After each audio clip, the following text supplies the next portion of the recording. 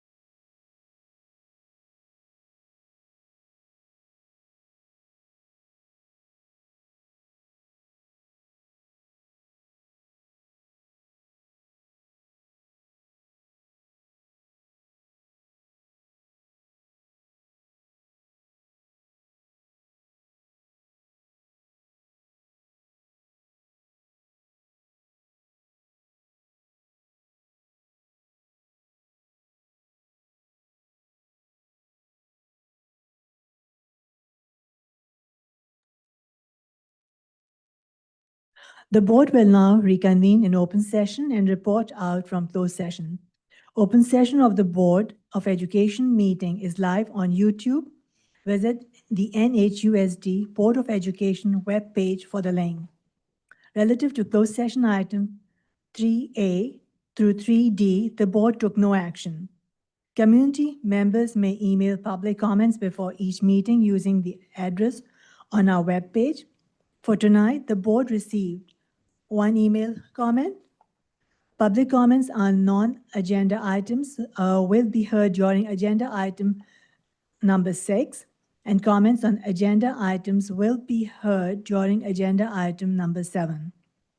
If you're attending in person and wish to speak, please ensure you have already submitted a blue speaker request form. If you're joining us via Zoom, please press the raise hand button now. We are currently finalizing the speaker list. To ensure consistency for all participants, we will only recognize the Zoom hand raised at this moment. Once we begin, the queue will officially close. No additional speakers will be added. The board will not respond to questions during public comments. Thank you. And may I have Trustee Gonzalez lead us in pledge? Please rise for a pledge of allegiance. Right hand over your heart. Ready, begin. I pledge allegiance to the flag of the United States of America and to the republic for which it stands, one nation, under God, indivisible, with liberty and justice for all. Someday.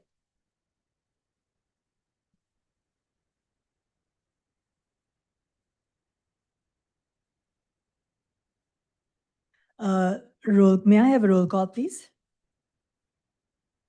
Here. Here. Here. Here. Here. Thank you.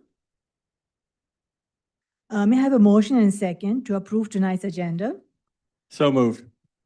Second. Discussion? Roll call, please. Aye. Aye. Aye. Aye. Aye, thank you. Trustee Irby, could you please do the land acknowledgement? Thank you. We want to open this meeting by acknowledging with respect and love that the land we are on today is the traditional ancestral homeland of the Ohlone Chochenyo First People. We recognize and thank the Ohlone people as the original stewards of this land. Indigenous people must not be spoken about in past contexts as if they had left on their own accord, when the real causes were white supremacy, manifest destiny, and U.S. colonization. By recognizing we stand on the occupied indigenous territory of the Ohlone people, we recommit ourselves to listening to Native leadership and stand in solidarity with people struggling against systems of oppression throughout the world, past and present. Thank you, Trustee Irby. Are there any blue cards for topics that are not on the agenda? We have one. It's Janice Fontino, I'm sorry.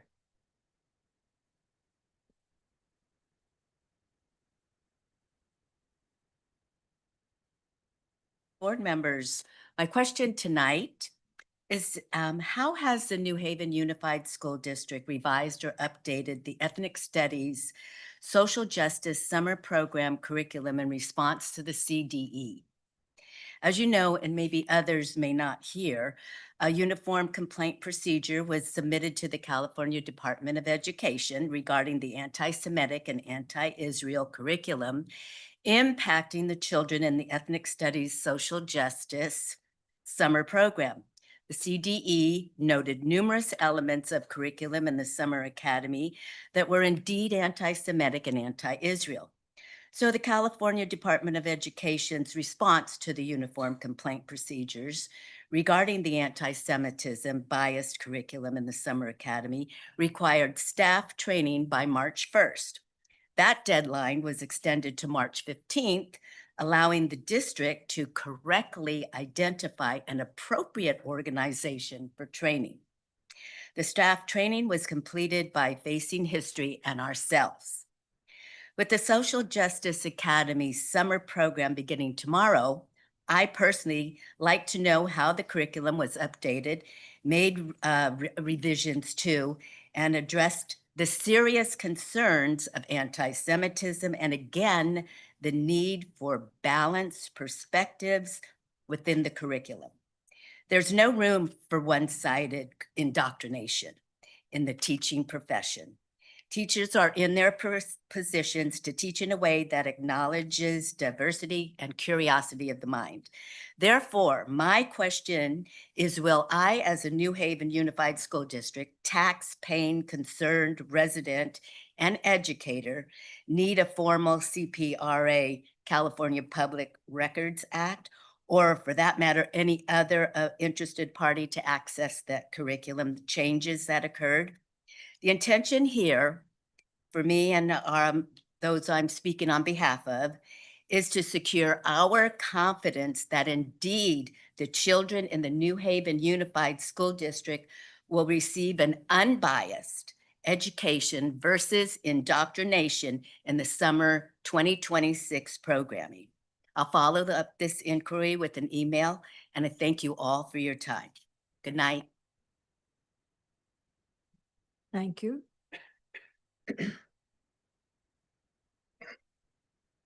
Are there any speakers via Zoom who wish to address the board about the topics on the agenda? Thank you.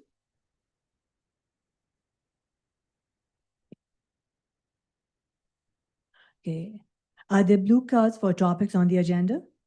There are. The first speaker is Michelle Parnella.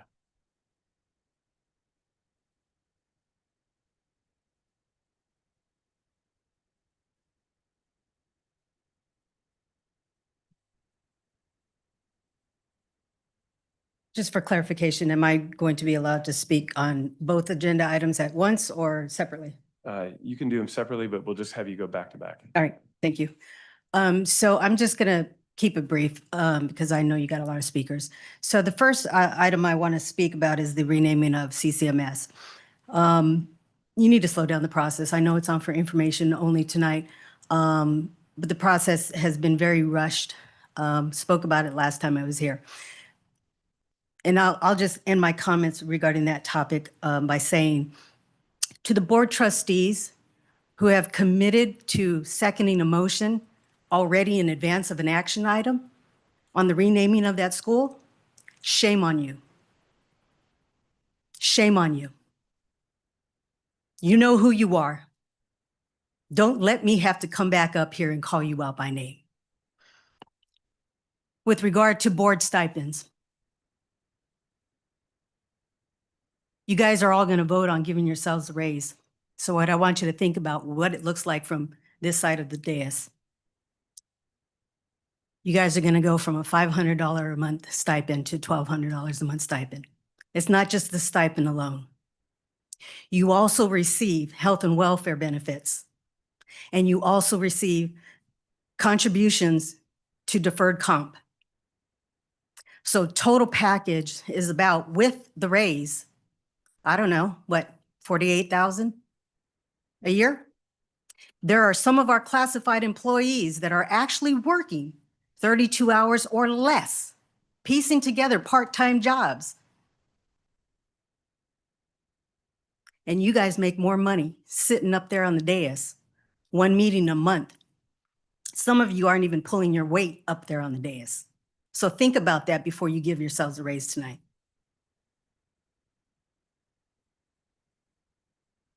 Next is Jasdin Singh. Nope. Maybe I'm saying it wrong. Jasdin Singh? Nope. Okay. How about Jen Carr?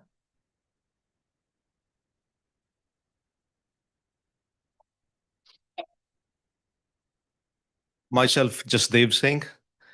I'm a community member here in the Tri-City. I'm here to basically express my thoughts about renaming the school.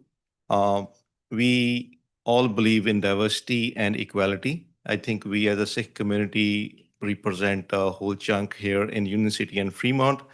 And it is just kind of the diversity factor that the school should be named under the Jaswant Singh Khalda name, who is our human right activist as well as our hero. We want our kids to have identity that they can correlate with it. We all carry heavy identity, and naming of this school against just one thing, Khalda will help us help our kids to basically correlate and feel proud of what they do, and they can express themselves as well as educate other fellow folks so that we are fully accepted and we feel part of the community. Thank you. Next is Suzanne Sahagan. Sahagan?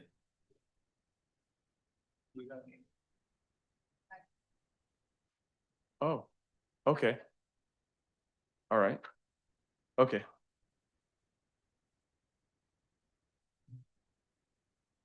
Good evening, members of the New Haven Unified School District Board. I'm here to urge you to support the renaming of Cesar Chavez Middle School to Jaswant Singh Khalda Middle School because his life represents the values we want our students to learn and carry with them throughout their life. Jaswant Singh Khalda was a human rights activist who demonstrated immense courage, integrity, and selflessness in the pursuit of justice. He stood up for the truth even when it put his life in danger. A school is more than a building. It's more than just an institution. It's a place where young individuals develop their character and build their foundation. By naming the school after Jaswant Singh Khalda, students will have a role model who teaches them the importance of standing up for each other, speaking out against injustice, and doing what is right even when it's difficult. These qualities are crucial, especially in the present world we live in right now. His legacy will inspire students to become leaders who value honesty, courage, and service to their communities. These are lessons that can shape not only successful students, but also compassionate and principled individuals. Thank you. Okay, I think next is Suzanne Sahagan.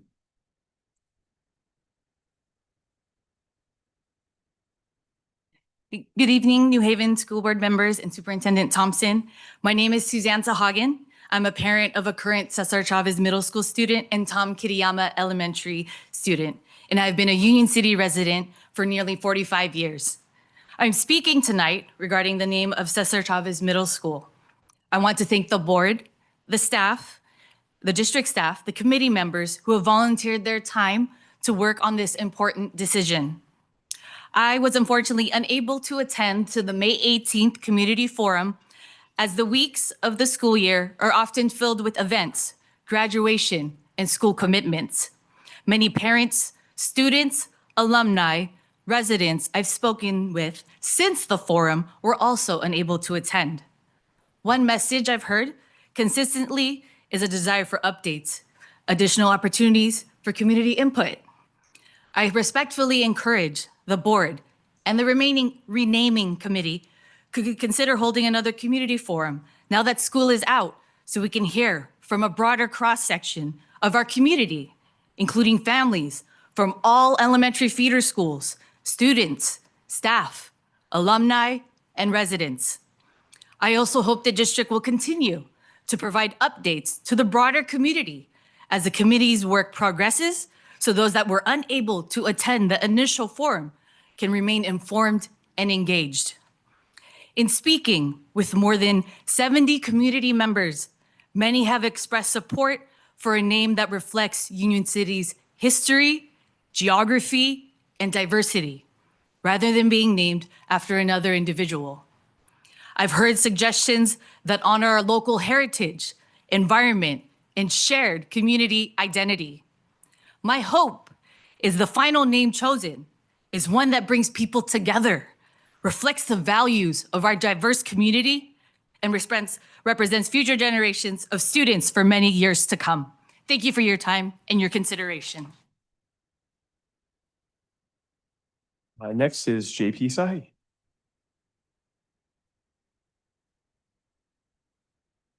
Thank you. Good evening, Superintendent and trustees. My name is Jatinder Kaur Sahi, and I'm a parent in the district, and I'm the chair of the Punjabi Parent Advisory Group. I'm here tonight to express my concern regarding the lack of diversity and representation on the CCMS renaming committee. The committee's membership does not adequately reflect the cultural diversity of our district. In February 2013, I had the privilege of serving on the AMS Renaming Committee. That committee brought together a diverse group of stakeholders and community voices. The process was inclusive, thoughtful, and representative of our community. I was selected by the committee to present the recommended name to the school board in April 2013. As the board considers the recommendation for CCMS, I ask that you reflect on whether the process truly represented all communities that call New Haven home. Representation matters, not only in the names we choose, but also the voices included in making those decisions. I respectfully ask the board to ensure that community voices are heard and that the final decisions reflect the diversity, inclusion, and representation that our district values. Thank you. All right, next is, and I apologize ahead of time if I mispronounce your name, Gersawak Daliwal. I'm sorry about that. Good evening, board members and superintendent. My name is Gursevik Singh Dhaliwal. I support renaming Caesar Chavez Middle School to honor Bhai Jaswant Singh Khalra. Union City is a diverse community, and many Punjabi families have helped shape our city's history and growth. Bhai Jaswant Singh Khalra stood for truth, justice, and human rights. His courage and dedication to helping others are values we want our students to learn and follow. Naming a school after him would honor to his legacy and reflect the diversity and values of our community. Thank you for your consideration. Next is Ekmanjot Sahi.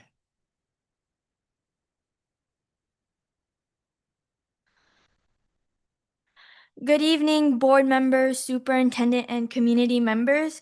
My name is Ekmanjot Kaur Sahi, and I'm going to be a sophomore at James Logan High School. I also attended Caesar Chavez Middle School, and I am here to support the renaming of it to Jaswant Singh Khalra. As a former student, I know that a school's name becomes a part of its identity. It is something students see every day and carry with them long after they leave. That is why I believe it's important to choose a name that inspires future generations. Jaswant Singh Khalra showed extraordinary courage by standing up for justice and human dignity. His story teaches us the importance of doing what is right, and even when it is difficult. This name would also be meaningful because it reflects the diversity of our district. Many Punjabi students attend our schools, and having a school named after someone from our community would help students feel seen, represented, and valued. I hope you will support this opportunity to honor a remarkable person and create a lasting legacy for future students. Thank you. Next, Navnor Kaur.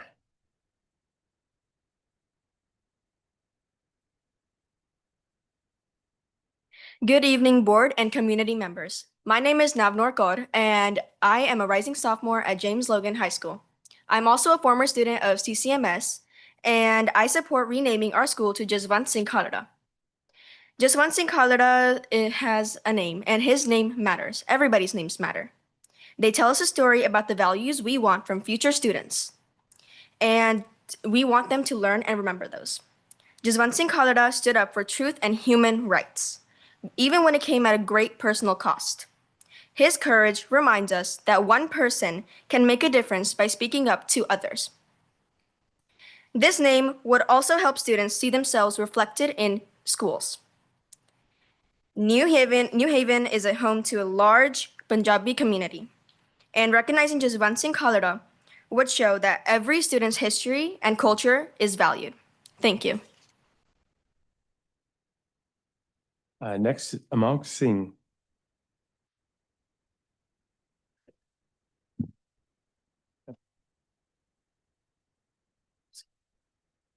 Good evening, everyone. My name is Amok Singh.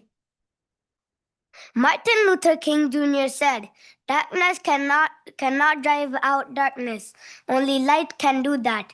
In 1995, Jaswant Singh Khalra personified himself as a humble little lamb, and he said, "I challenge your darkness. If nothing else, then at least around myself. I will not let it settle." the determination and the courage he had.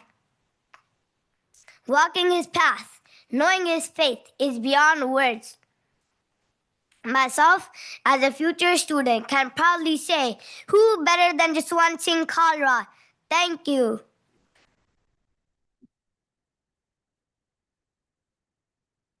Next, Harnik Singh.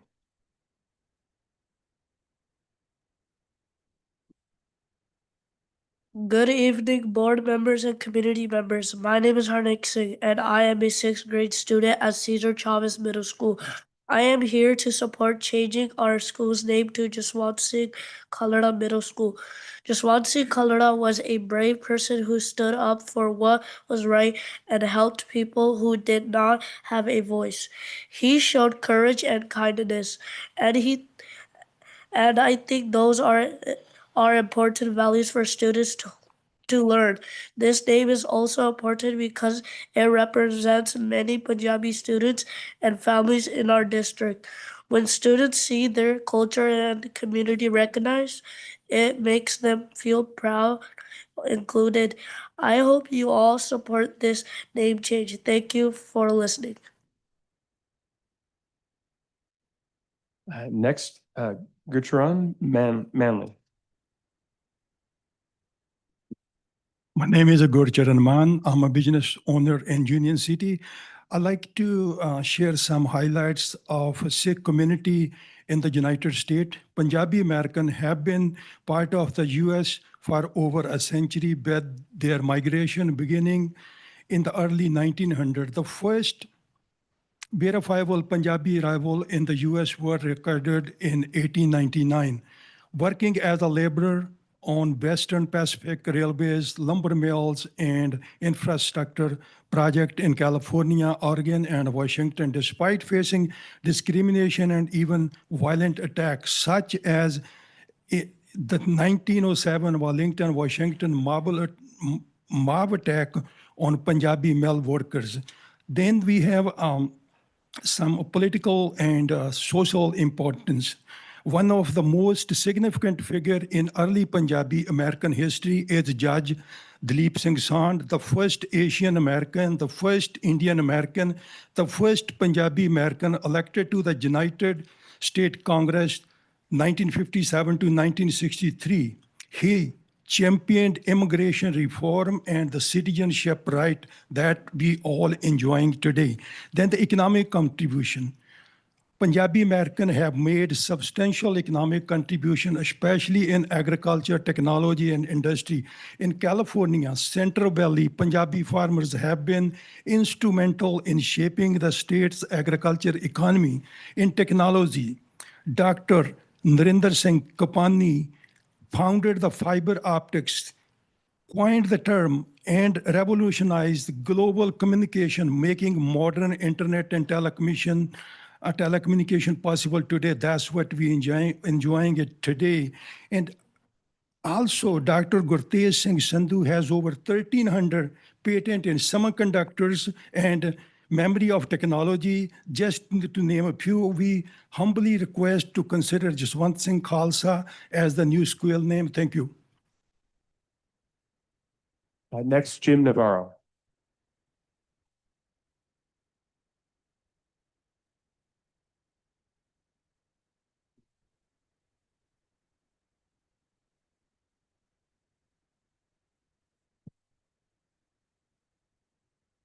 Good evening, Honorable President, Honorable Trustees, members of the community, and staff.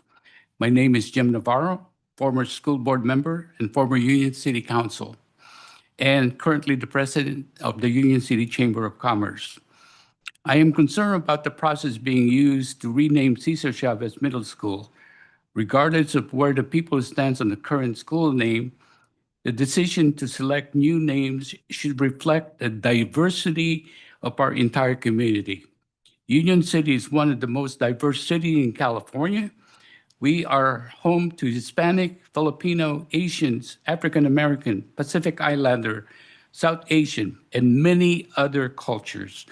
Yet the renaming committee does not appear to represent the diversity committee making recommendation on behalf of the community should include voices from all segments of the community. I'm also concerned that the committee is recommending another Hispanic name without giving equal consideration to individuals from other cultural backgrounds who have made significant contribution to education, civil rights, public service, and community. This is not about one culture versus another. It is about ensuring that all cultures are respected and represented. I urge the board to broaden the community participation and make sure the final decision reflects the rich diversity that makes Union City special. Thank you. Next, Raj Kar.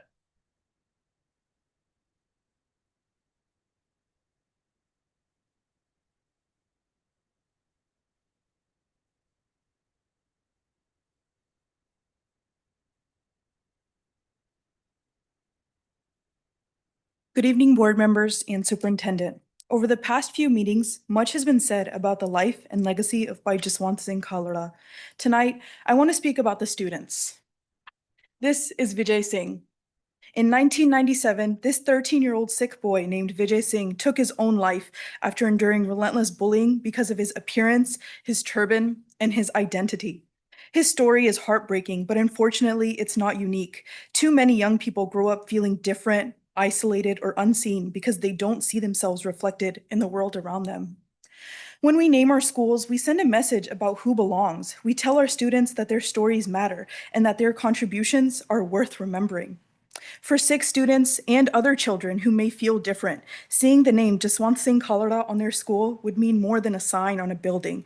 It would be a reminder that they are seen, that they belong, and that people who look like them are worthy of recognition and respect. This renaming is not about taking recognition away from anyone else. It's about ensuring that more of our children can see themselves reflected in the values that we choose to celebrate. As we talk about diversity tonight, let's embrace this and embrace all members of our community and their diversity and their identities. I respectfully urge you to support the renaming of this school to Jaswant Singh Khalra Middle School. Thank you. The next is Jatpreet Sahi.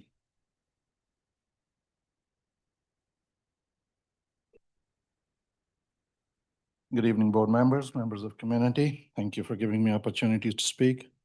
Board member Urbi, I was listening to you quote about the people standing for the people who are oppressed. So I had prepared remarks. I decided not to go with them, but to go over a story of oppression. Imagine going to work and being kidnapped by your own police, and then tortured, and then killed, and then not letting your family know what happened to you. Your family has no idea you're dead or alive or where you're buried or cremated. And it didn't happen one time. It happened 35,000 times that we know of. So 35,000 families struggling to figure out what has happened. And one man stands up for those oppressed people. He goes to every single crematorium, goes through their records, identifies those 35,000 unidentified bodies that were cremated without letting their families know, and then bring a closure to those families. That act brings light international attention to what was going on in the state of Punjab at that time. That ended that killing of thousands and thousands of people. And that man had to pay the price for it. He was eventually killed by the same police that he exposed by his act of identifying who were the dead people. You have heard a lot about why we should name the school, but this is the history of, this is the standing for the opposed, standing for the oppressed, sorry. This is why we are asking you to do what you say in front of every meeting and actually put it in action and do this for the oppressed. Many of us here would not have been here if he had not exposed that. So please consider his name, approve his name, and name it. Thank you.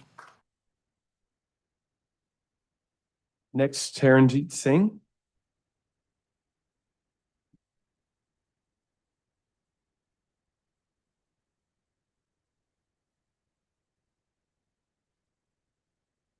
Good evening, Superintendent, staff, and the trustees. Yeah, a lot has been said about Jaswant Singh Khalra, but I'll take a couple of minutes and just talk about why naming a school is important. It reflects the past, the land that we say is oppressed land. That's not lip service, as my fellow gentleman said. It is our responsibility as community, as stakeholders in naming things, to find people that can unify us as people. There is enough division, hate that circles around in this country. 25 years is going to be September 11. Sikhs have faced so much hate in this country, but we've only given out compassion. The reason? Because we have heroes that are full of compassions. Our education system is not for bullying, but Sikhs are the most bullied students in all of America. So you need to think why this is happening, and you need to align the future to those people that can bring together, right? Number one, we need accountability and transparency from the board committees, that we have considered every name in a just manner. No matter what that name is, all of us needs to be feel that we are part of this community, not some left out piece that only be required for voting. Today is a vote day, so our voice and vote matters. And number two, Jaswant Singh Khalra is not just our hero, he's the hero of justice. If there was no justice, none of us will be here. This land belongs to the free only if justice exists. If there is no justice, we have seen what ICE has done. This is going to happen to our schools. They will come after us in any shape, any form they want. So naming a school is a very, very challenging task for you. I understand that. But naming a school has to align to our future. It shouldn't be an abstract name. Culture changes. Justice never changes.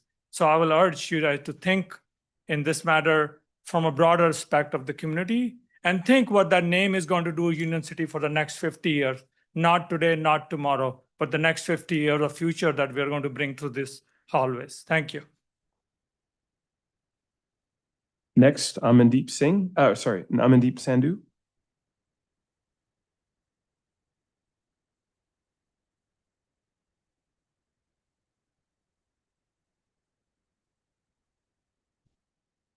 Good evening, board member and superintendent. My name is Amandeep Sandhu, and I'm a resident here in Union City. I'm standing before you tonight to propose renaming Cesar Chavez Middle School to Jaswant Singh Khalra. Why this specific role model? Why choose him? I ask you to look at the beautiful diversity of Union City. Representation matter. Right now, many minority students in our district, including our vibrant Sikh community, go to school where they rarely see their heritage reflected. Because both of my kids, they went school over here and they have seen their friends getting bullied because of their appearance. But imagine a young Sikh boy or girl from minority whose parents is different than other walking into middle school, a time when kids struggle most to fit in. Imagine them looking up at the school building and seeing the name of Khalra School. For the first time after they see that their community truly valued, they realize that they are not just a guest in the city, they're home. And it gives them a proud sense of pride and belonging. But this name change isn't just about making a minority student feel seen, it's about making all students more inclusive. When students from other backgrounds walk through those doors, learning about the name of global right human defender breaks down barrier, it sparks curiosity. It will teach our entire student body to appreciate different culture and to value global diversity. We will teach them to lead with empathy, to stand against injustice, and to embrace one another. One of the Jaswant Singh Khalsa phrase, no matter how dark it gets, a single candle can challenge the darkness. So naming a school after Khalra would not only honor his sacrifice, but will teach students the importance of courage, justice, and human right of generation to come. By renaming this school, our district can be that candle. So let's build a truly inclusive school where every child feels seen, safe, and inspired to the world. Thank you. Next, Kashmir Singh Shahi.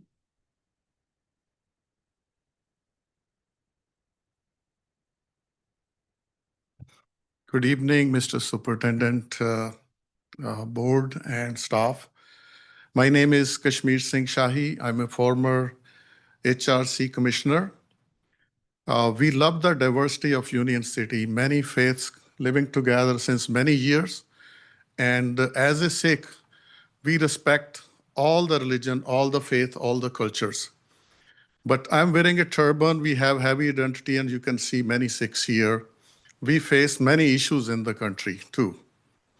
Because of ignorance, because of, people don't know who we are. The first casualty after 9/11 of a civilian was Mr. Balveer Singh Sodhi, who was shot dead in front of his gas station because he was a Sikh. So our kids are facing issues about bullying, about this turban and the small turban in the schools. I'm all for DEI. It's not a question for one community versus another one.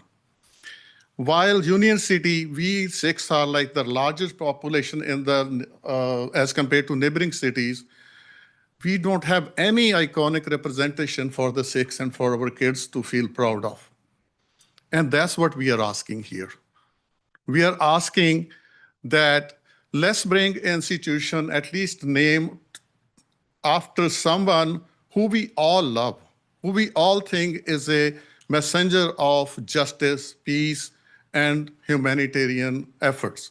So doing this will uplift our next generation, and they can proudly say to other kids, okay, who Sikhs are and who Sikh culture is. Thank you very much. I like to say, when you are considering names, and a lot of other communities also gonna say and propose, but please think, this is gonna address a lot of bullying in the schools if we name this one as Jaswant Singh Khalsa Middle School. Thank you. Next, Harinder Pal Singh.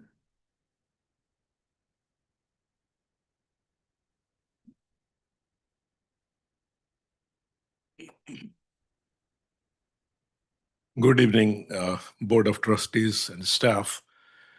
I guess Union City is a diverse community, and for diversity and inclusion, we should name this CVMS school as Jaswant Singh Khalra. Jaswant Singh Khalra was champion of human rights and social justice. If we truly believe in human rights and social justice and inclusion of all the communities, as the Union City name itself implies, we must rename CVMS school to Jaswant Singh Khalra Middle School. Thank you.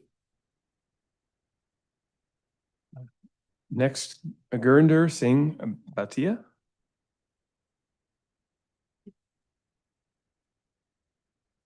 Good evening, trustees, members of the committee, and chairman, and the public. I'm speaking here for the first time in a public meeting. I've been here in Union City for a couple of years. The reason I love is the diversity in this community. And as the speakers before me have said, this is a historic opportunity in front of you all to make the right decision to ensure that our kids who represent an important portion of this community see a role model.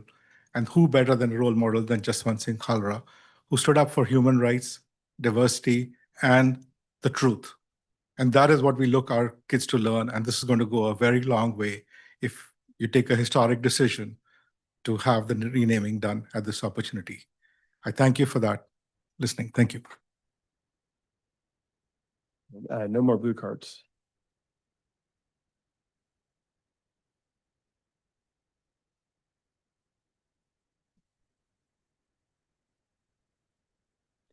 Thank you, everyone. So now we have, could we hear CSEA President? Do we have a report from CSEA President?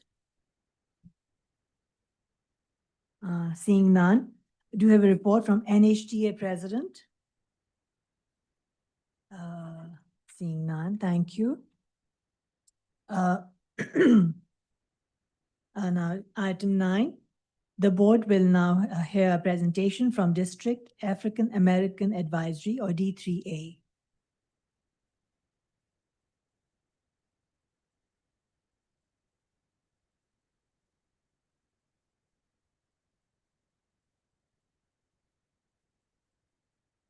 Okay, okay, this is the clipboard. Okay. Good evening, board members, superintendent, cabinet members, public. It's my pleasure tonight to speak with you about the District African American Advisory. My name is Lydia Edom. I am a parent in the district and I am this year's D3A chair. As we do annually, give a report to the board on the state of African American students and teachers and staff and families in our community. And so it is our pleasure to do that tonight for the 25-26 school year. So who are we? We are a district level advisory group. We're established in 2014, consisting primarily of Black parents, staff, administrators, community representatives from each school. We say primarily, we are quite a diverse advisory group, actually, with representation that cuts across our community and our stakeholders. A number of our principals, classified staff, and community members who are residents of Union City are also part of the D3A. So why? We are formed to advise the district in planning, developing, implementing, and evaluating programs that promote diversity, equity, and inclusion broadly with a particular focus on Black wellness and Black student achievement. In response to hate and racism that our students have suffered historically in this district, we sought as parents to be a part of the solution and partner with the district to come up with programming and initiatives that celebrate and protect our students. So this year, 25-26, starting in September, we held 9 meetings. We meet on the first Monday of every month. We do meet virtually, which had started in COVID, as you can imagine, and we've seen our attendance actually pick up. So we average around 25 to 30 attendees each month, representing an average of 9 schools, which cuts across elementary and secondary. Our district leaders present to us, so we monthly have speakers, and we're really want to thank Assistant Superintendent Wee Stevens, Superintendent John Thompson, other members of staff like John Matos, Gary Lamb. Marcus Lamb, who have presented to us over the course of this school year on equity work. Oh, and Zetha Nobles, of course, our district director of diversity, access and achievement. So they present on equity work, on CCEIS, and the LCAP. We also get reports on student achievement data, and most importantly for us is the hate campaign or the hate data that is collected at sites and has been reported to the D3A on a bi-monthly basis. D3A also hosts cultural pride activities this school year. And so each month we highlight New Haven students and community leaders. So in May, which is probably our most favorite time, is we highlight our scholarship, our African-American seniors who have won scholarships from the D3A. But we've also highlighted staff members who are leading equity work at the school sites under the direction of Zetha Nobles. We've highlighted community members. Also, Black community leaders throughout the Bay Area have also been honored and spoke to D3A during our meetings. And overall, I think our overarching purpose is that we provide a safe space for our community, not just our Black community, but as a school community to really discuss issues that impact Black students. So one of the I think one of the events that was held this year is not new, actually. It is the Ruby Bridges Walk to School Day. So Ruby Bridges is or at the time she was a small elementary African-American student who integrated the schools, one of the first schools here in the US. And it was an NHT member, Kim DeBono, who brought this walk to Kitayama. And she shared it with us about 3 or 4 years ago. And we encouraged her to share it broadly across school districts and across the school district. And this year was the first year that it was done at every elementary school and IVCMS. And so we are really thrilled with the expansion of this historic walk. She's also received a grant from the Schools Foundation to get swag. And so the kids walk around the school, they learn about Ruby Bridges, they learn about integration, they learn about equity achievement. But as elementary school students, an elementary school student did it, and they recognize power in themselves, even at elementary level. So this is the first year it's broadened beyond Kitayama. It's something that we're really proud of and happy to highlight as one of our activities this year. Bill? Okay, good stuff. Annually, we've celebrated Kwanzaa. And you know, Kwanzaa is an African-American holiday celebrated right after Christmas. And so right before school breaks, we get together as a community, and it's led in partnership with the school district. So this is one that we partner with, but hosted by the district, and it's held here in the district office. And it is actually, this year was my first time being at the Kwanzaa celebration. I was happy to be able to make it. And one of the parents who you see in the corner with his daughter, it was also his first time at a Kwanzaa celebration. So you might not know, I'm Nigerian. He is Panamanian. And so our cultures don't have Kwanzaa in the way that is celebrated in the US. So it's an opportunity for us to also, even as Black people, to also be a part of this celebration and to learn more about it. So it was really great. We also had, it wasn't just African Americans. I can't tell if you can see in the picture, but we had a number of Asian and Asian Americans join us in this celebration. And they too also said, we've always heard about Kwanzaa. So this was an opportunity for us to celebrate and learn more about the holiday. And they had a really great time participating in the activities and asking questions and just being in community. And so I want to just underscore with this activity, D3A really is about our community. We really are with a purpose, yes, to ensure safety and achievement for Black students, but it's always in community with New Haven Unified School District.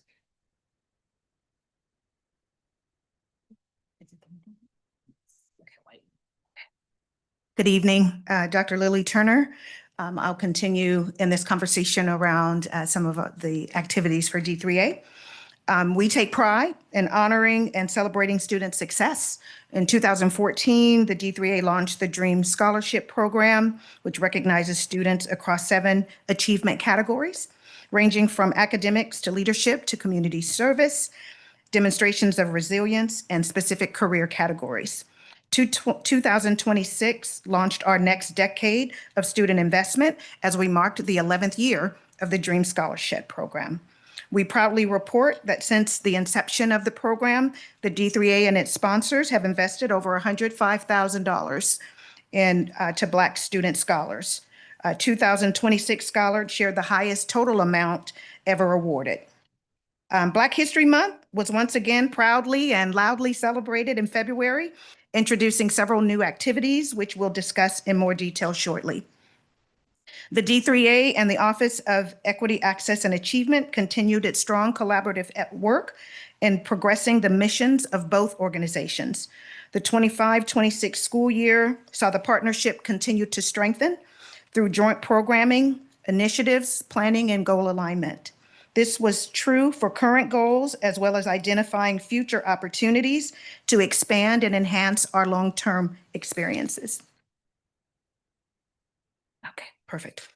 The D3A continued elevating New Haven's Black History Month celebration, evolving offerings, and expanding our impact.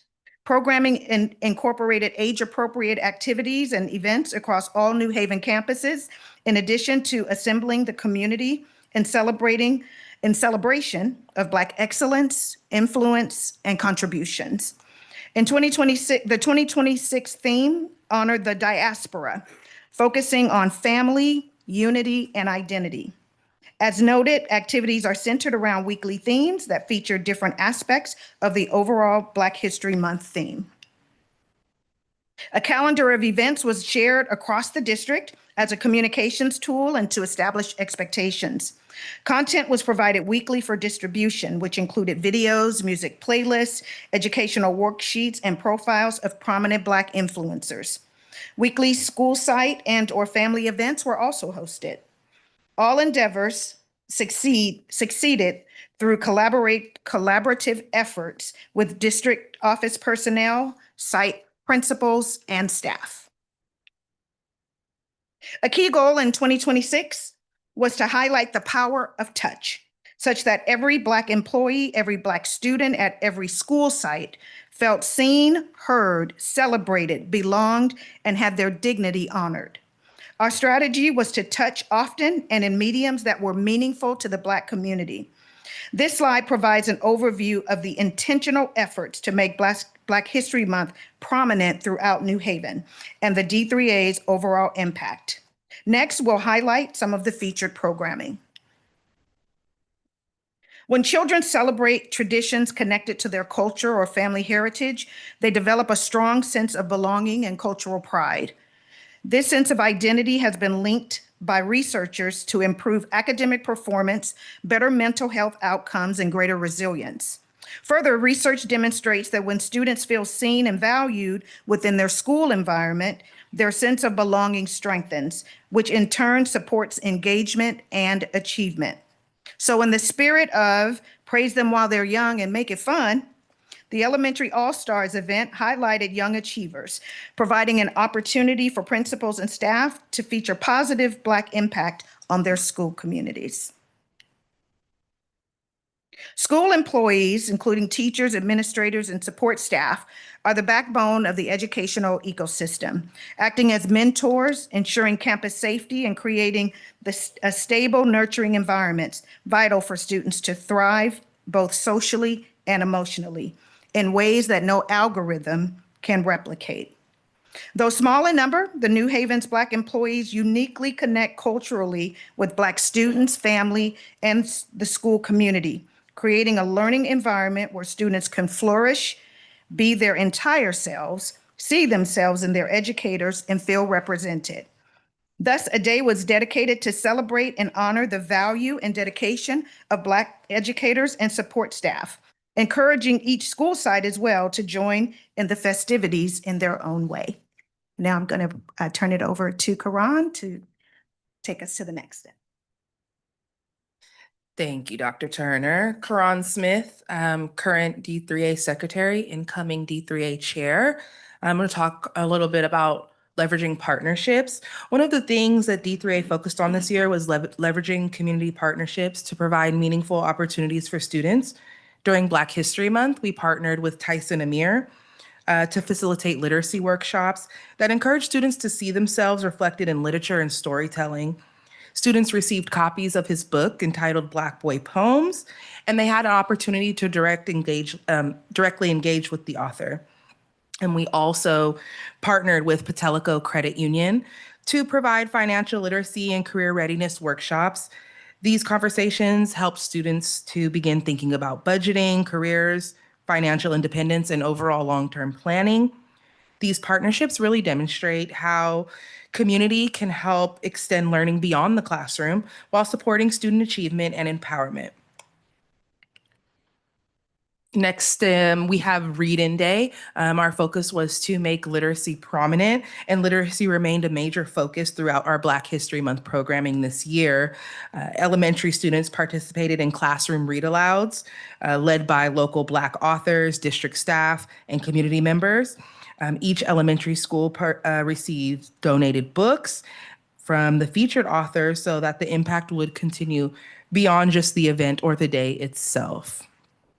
At the secondary level, students participated in similar literacy workshops, such as the one mentioned with Tyson Amir, where they explored themes of identity, resilience, and self-expression through poetry and discussion. This work really aligns closely with our broader goal of increasing student engagement, belonging, as well as academic achievement.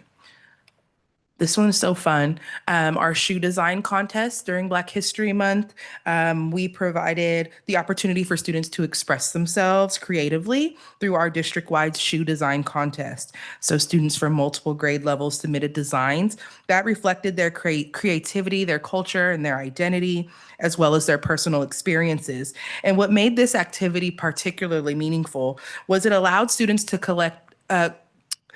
to connect Black History Month themes with artistic expression. And it also showcased how much talent our students have and how many different modalities we can tap into to access that talent and creativity. And then that takes us right into our paint party and soul food dinner. Those shoe designs from the previous slide were displayed and kind of voted on at this event as well. This event brought together students, family members, community members, staff members, and it was really a night of celebration of culture and connection as well as creativity. The paint party and soul food dinner created an opportunity for families to engage with one another outside of the school day while celebrating the richness and diversity of Black culture. We had storytelling and dinner was very good. I was there. It was a really, really good time. Throughout the year, our meetings consistently highlighted the importance of belonging, relationship building, and community connection. Events like this help strengthen those relationships and create welcoming spaces for students and families. And we have Black Grad. Black graduation remains and will continue to be one of D3A's most meaningful events. This celebration recognizes the achievement, resilience, leadership, and perseverance of Black students within the district. And we like to celebrate them as they reach important academic milestones. Beyond just honoring graduates, this event creates a sense of pride and belonging for students and families. It provides an opportunity for the community to celebrate accomplishments while encouraging younger students to envision their own future success. We also awarded the scholarships that Dr. Turner talked about previously.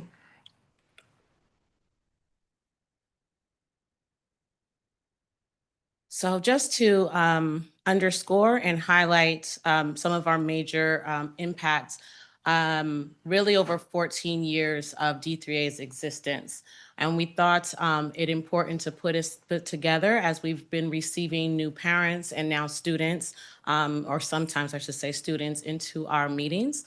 And so number one for us, and I think this is the impetus of the formation of D3A, is to have not just empowered students, but prepared students for college and career. So promoting Black AP student group programming and Black student leadership opportunities, as some that were mentioned. We've had student listening sessions. Like I said, they've attended our meetings, which then inspired the district to conduct listening sessions. Both Dr. Stevens and Ms. Nobles held sessions with Logan students this year. We've also had improved standardized test performance and graduation rates over the course of D3A's existence. Number two is accessible and equitable support for our students. And so I think this is the third or fourth year of the Office of Equity, Access, and Achievement. D3A was a partner in that process, and different initiatives have come out of that, come through that office on student achievement and equity. Most important to us is the N-word initiative, targeting the elimination of use of the N-word as a racial slur against Black students. We are happy with not only the policy that you all had approved a year ago or 2 years ago, but also the continued improvement of the rollout of that policy. We know it's new, we know it's different, but we are leading the way in Alameda County. And for that, we should be quite proud. We know other districts have followed us throughout that district.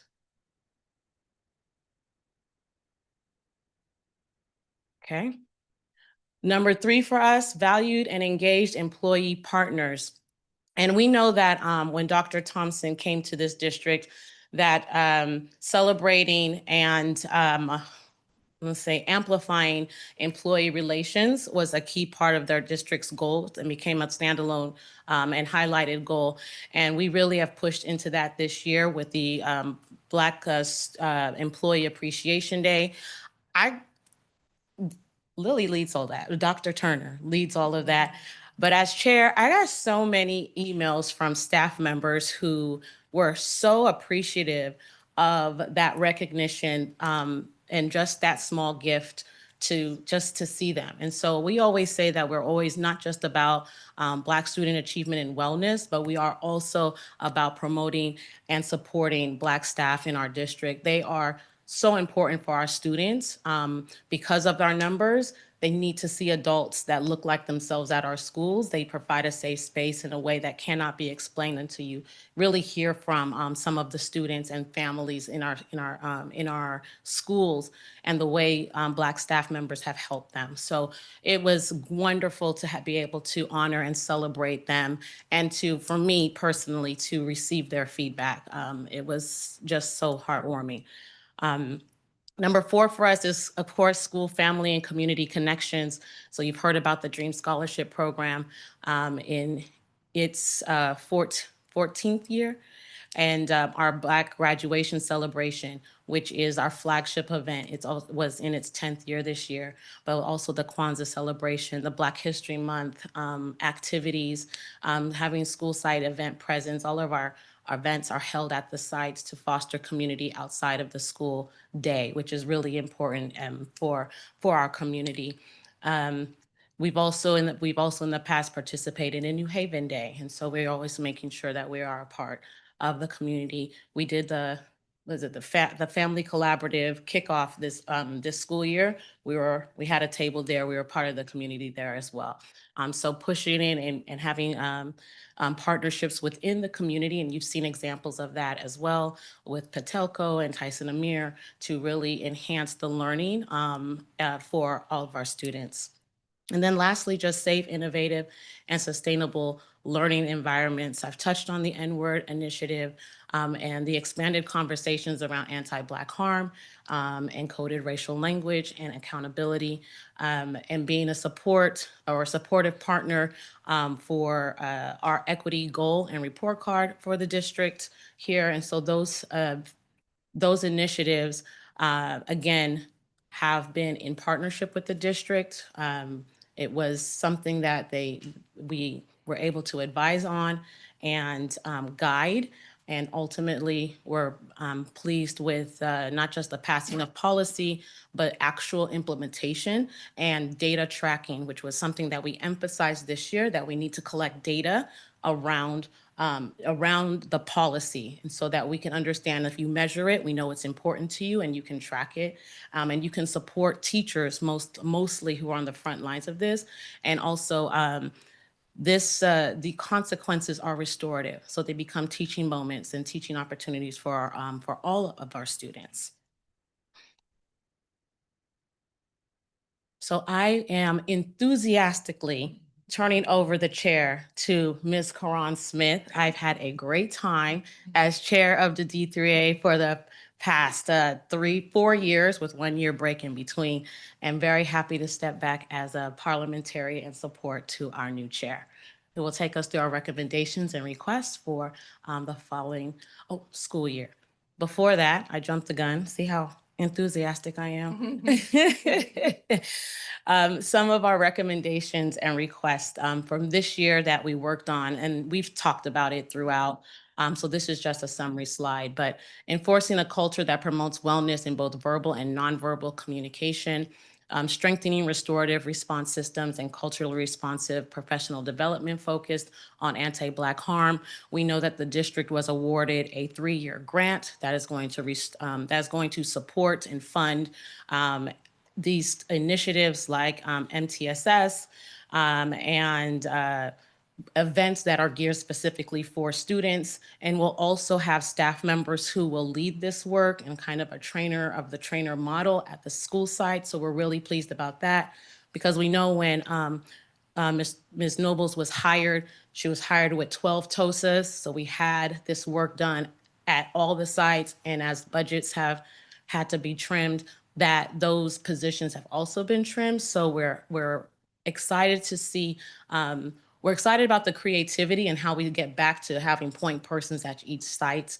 It was becoming centralized, but I think there is an understanding that this work is better done when you have someone on site, that teachers, especially now that we have this N-word initiative and the data collection around it, you have someone on site that can help and support teachers who are on the front lines of really protecting our students. Institute stronger district-wide measures to track racialized microaggressions and anti-Black harm at school sites, like I've mentioned, and continued collaboration led by the Office of Equity, Access, and Achievement. And, again, not just policy work, but also in celebrations. They partner with us to put on our Black graduation. You all who are there, you saw how Zetha is our wonderful MC for the Black graduation. And so our partnership is really about celebration and about policy work. And so why? Great. This is Karan. What? And I'm done. Thank you. So finally, the D3A would like to continue partnering with the district to invest in Black success to improve outcomes for Black students and all students overall. Throughout the year, members consistently expressed appreciation for district support of cultural celebrations and events. At the same time, families and community members emphasize the importance of investing in sustained programming beyond just individual events.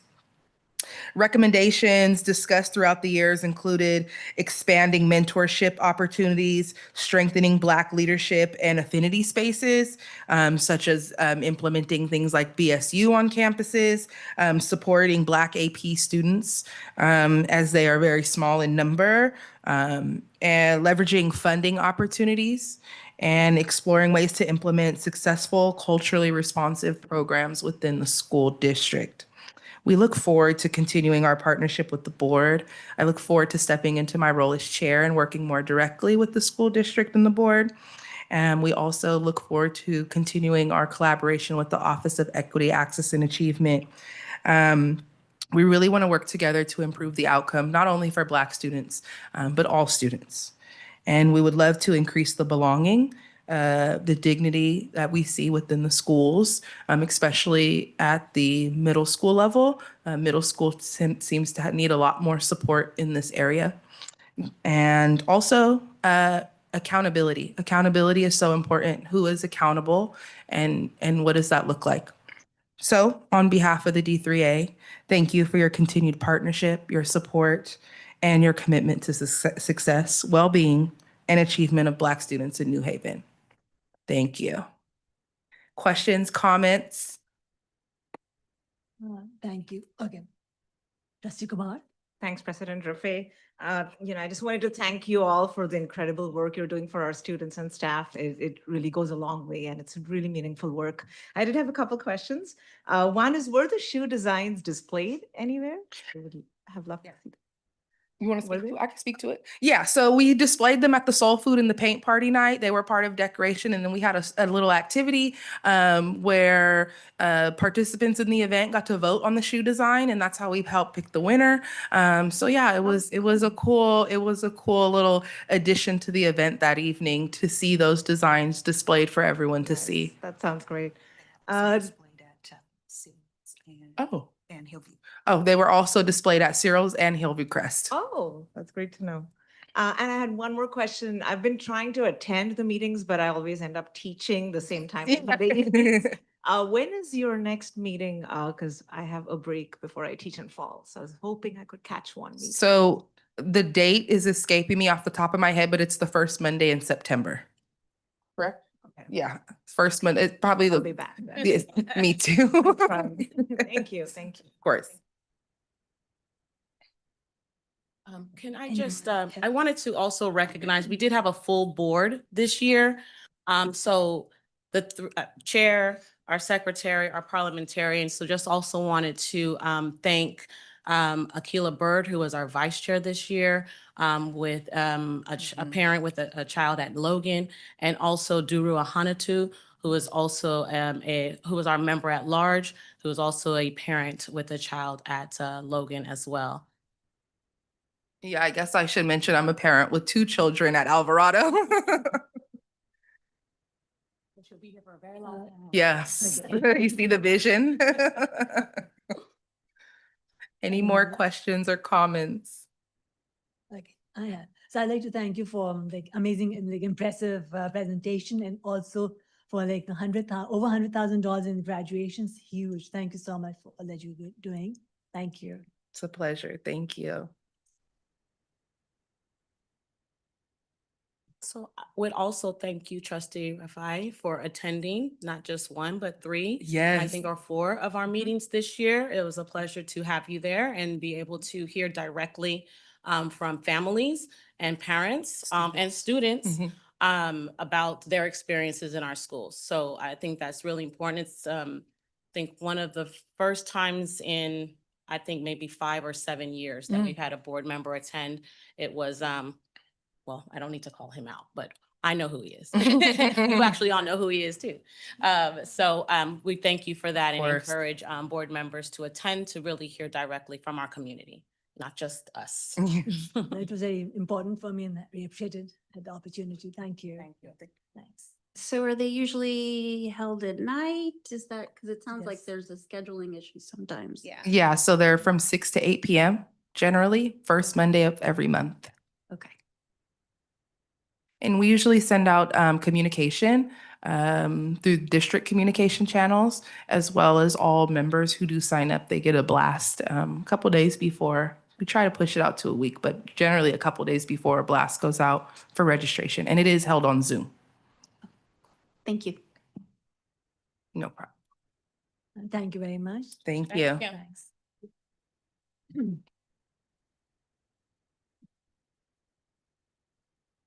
Now we have item 9B. We will now hear from the Teaching and Learning Department.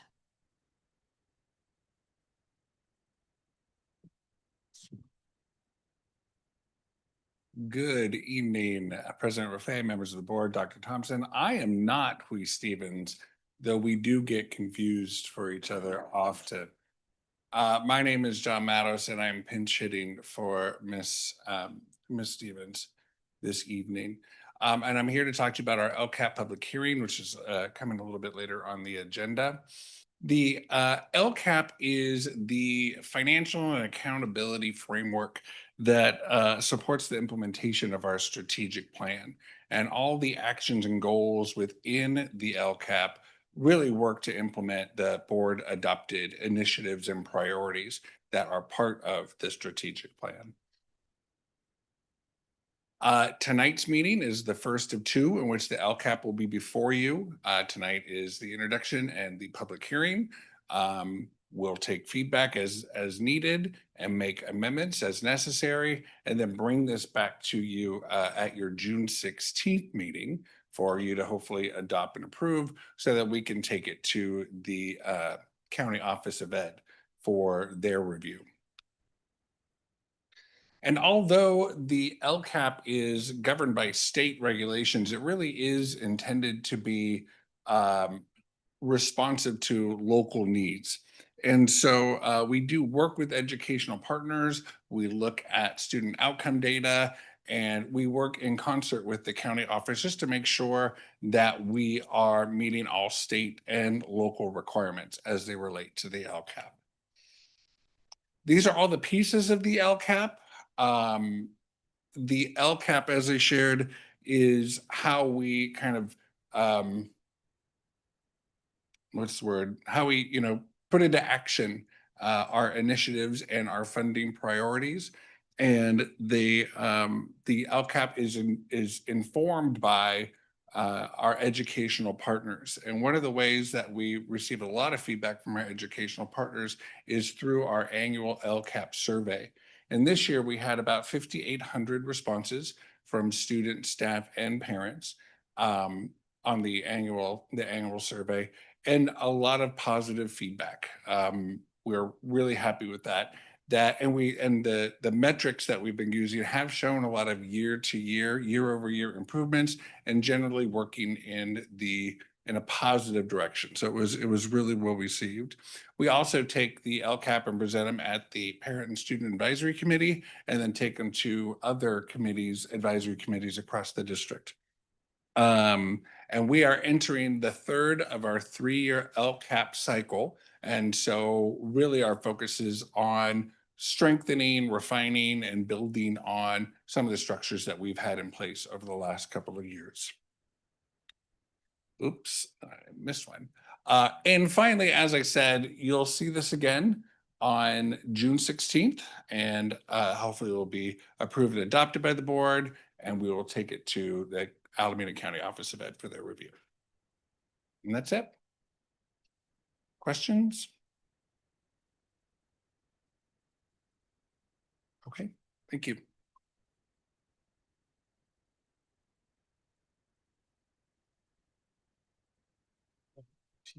She had to step out, so I think we can just go right to the next presentation if we'd like. Yeah, you can do it from there.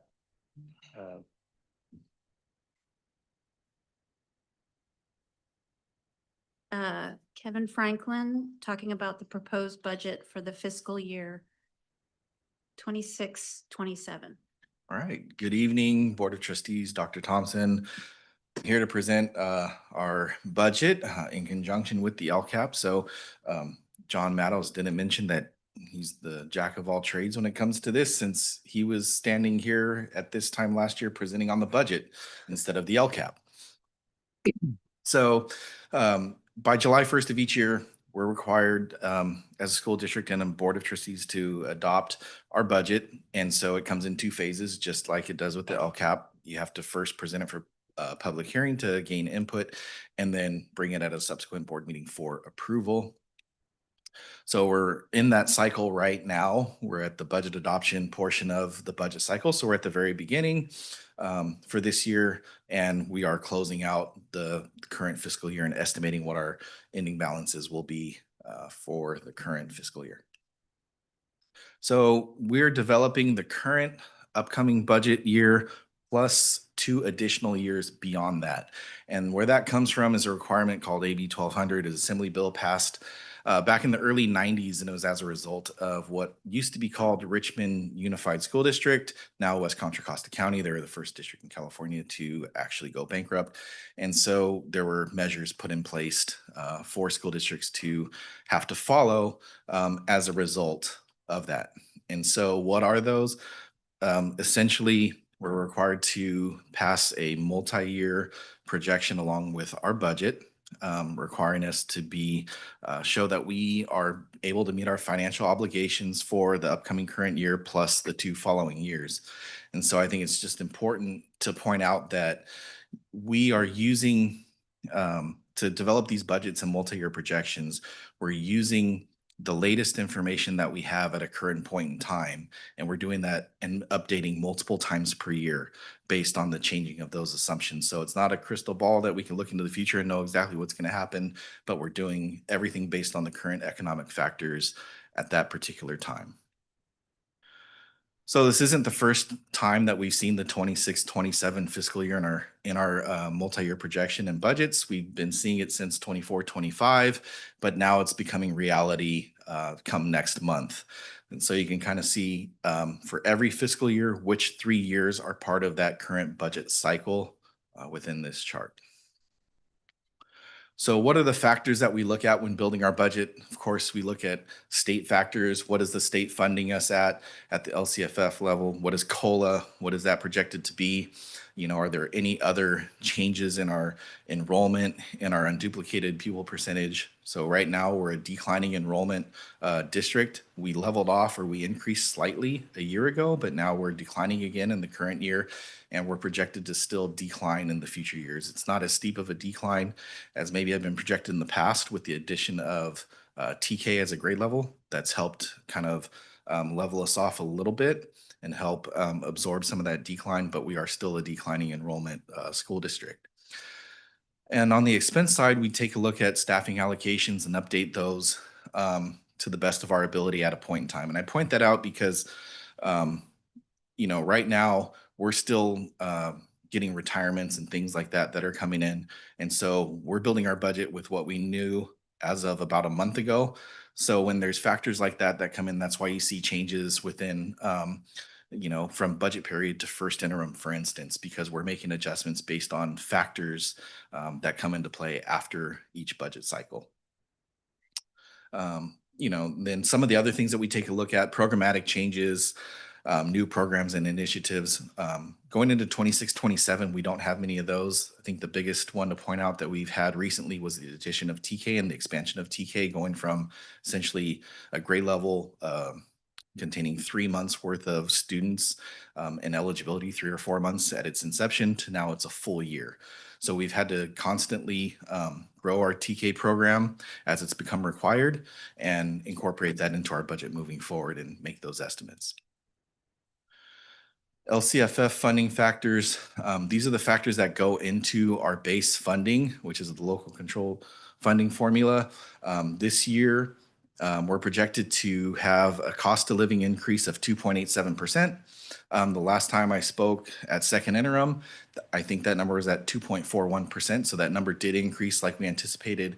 It grew a little bit larger than what we had been projecting. We had thought it was going to be around 2.7%, and it's actually 2.87%. There's some additional factors that the governor has proposed in his May revise that we've learned about that I'll speak to in a minute. So updates from the May revision overall. The governor's May revise that came out in mid-May was overall positive for school districts. It's going to be a significant change and a significant increase in the amount of funding that we're going to receive for next year. However, because it's only a proposal and he has not negotiated that with the legislature, we're not able to implement many of those positive items within our budget projections as of right now. We'll have to make those adjustments once he actually agrees to a budget and signs off on a budget with the legislature within the next 2 or 3 weeks. And then we'll bring back a 45-day revised budget in August.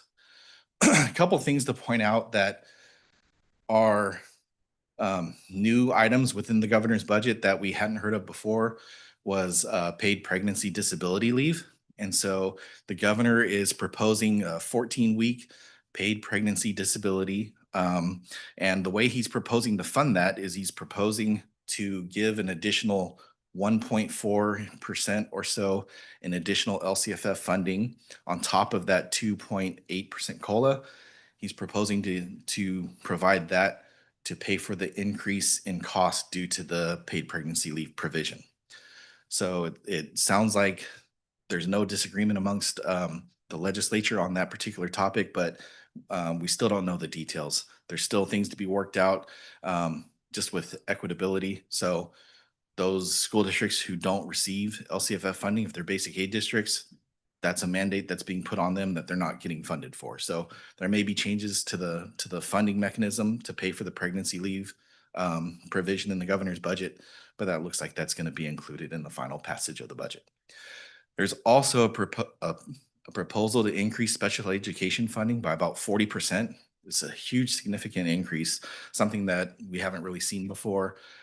That doesn't sound like there's much opposition to that as well, but that's something, again, that has to be worked out with the legislature. Those are some of the real major actual changes from what the governor had originally proposed back in January to what he's proposing now.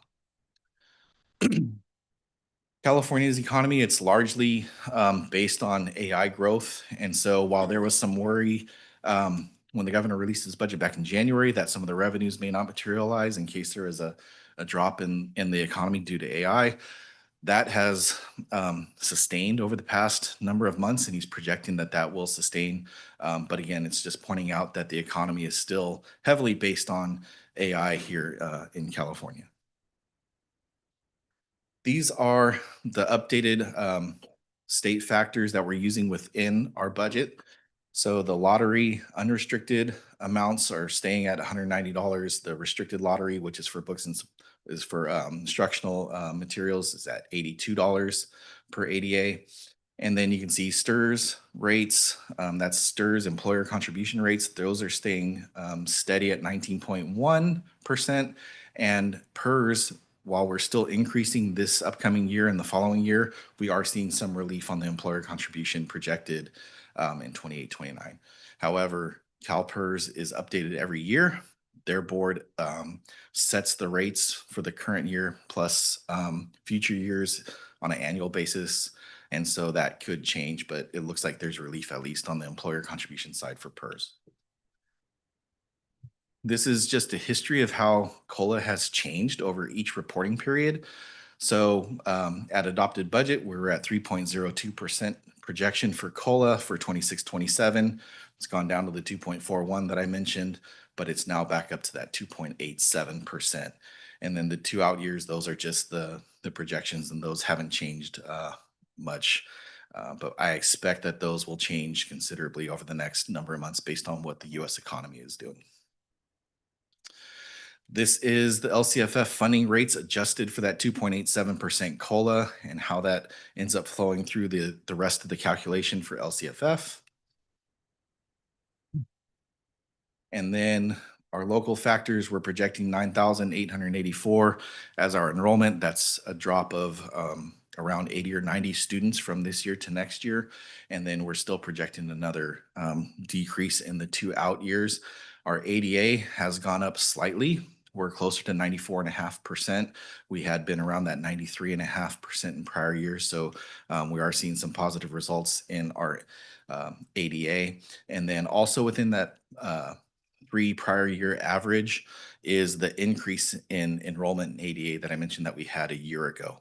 So that helps our overall funding because we had that increase last year. So we're currently funded based off of an average of the last 3 years as far as ADA, and then at 61.5% for unduplicated pupil count.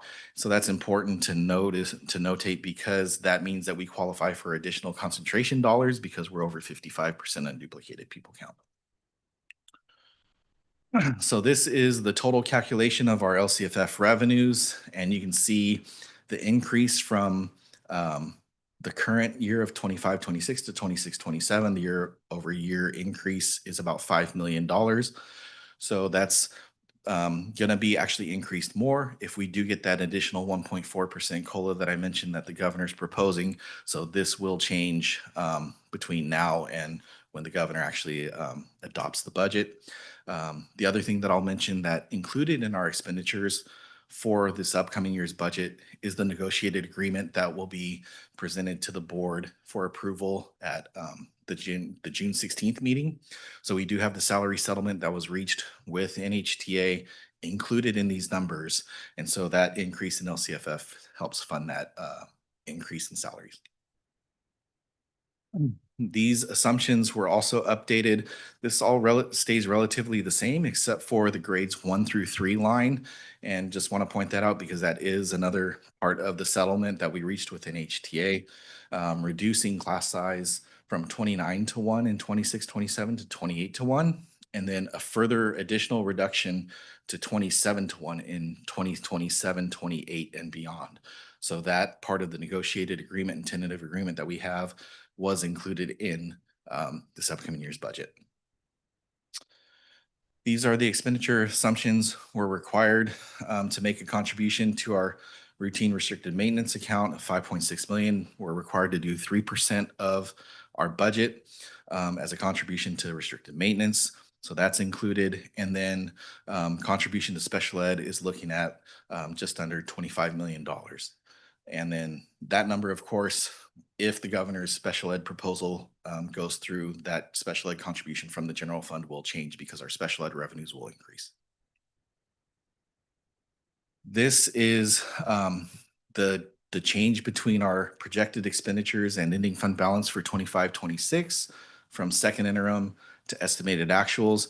There's 2 areas where we had pretty significant change, but the reason that those changes were done are because this is the unrestricted side of the budget.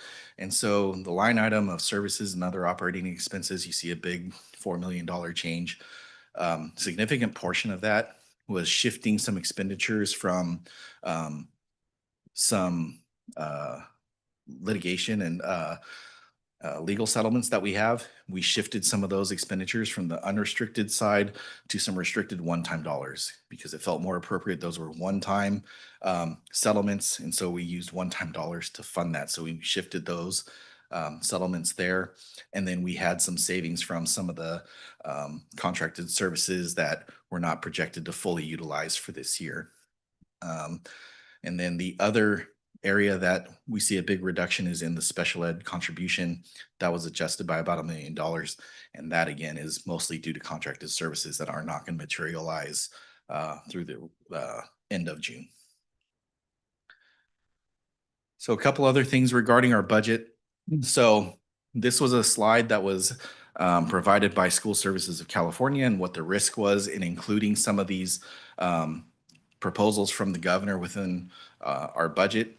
At the time of our budget development, we had just received the information. We still actually don't have guidance from Alameda County Office of Education as to what they want us to use and will allow us to use in our budget from the governor's May revise. So we were conservative in what we used.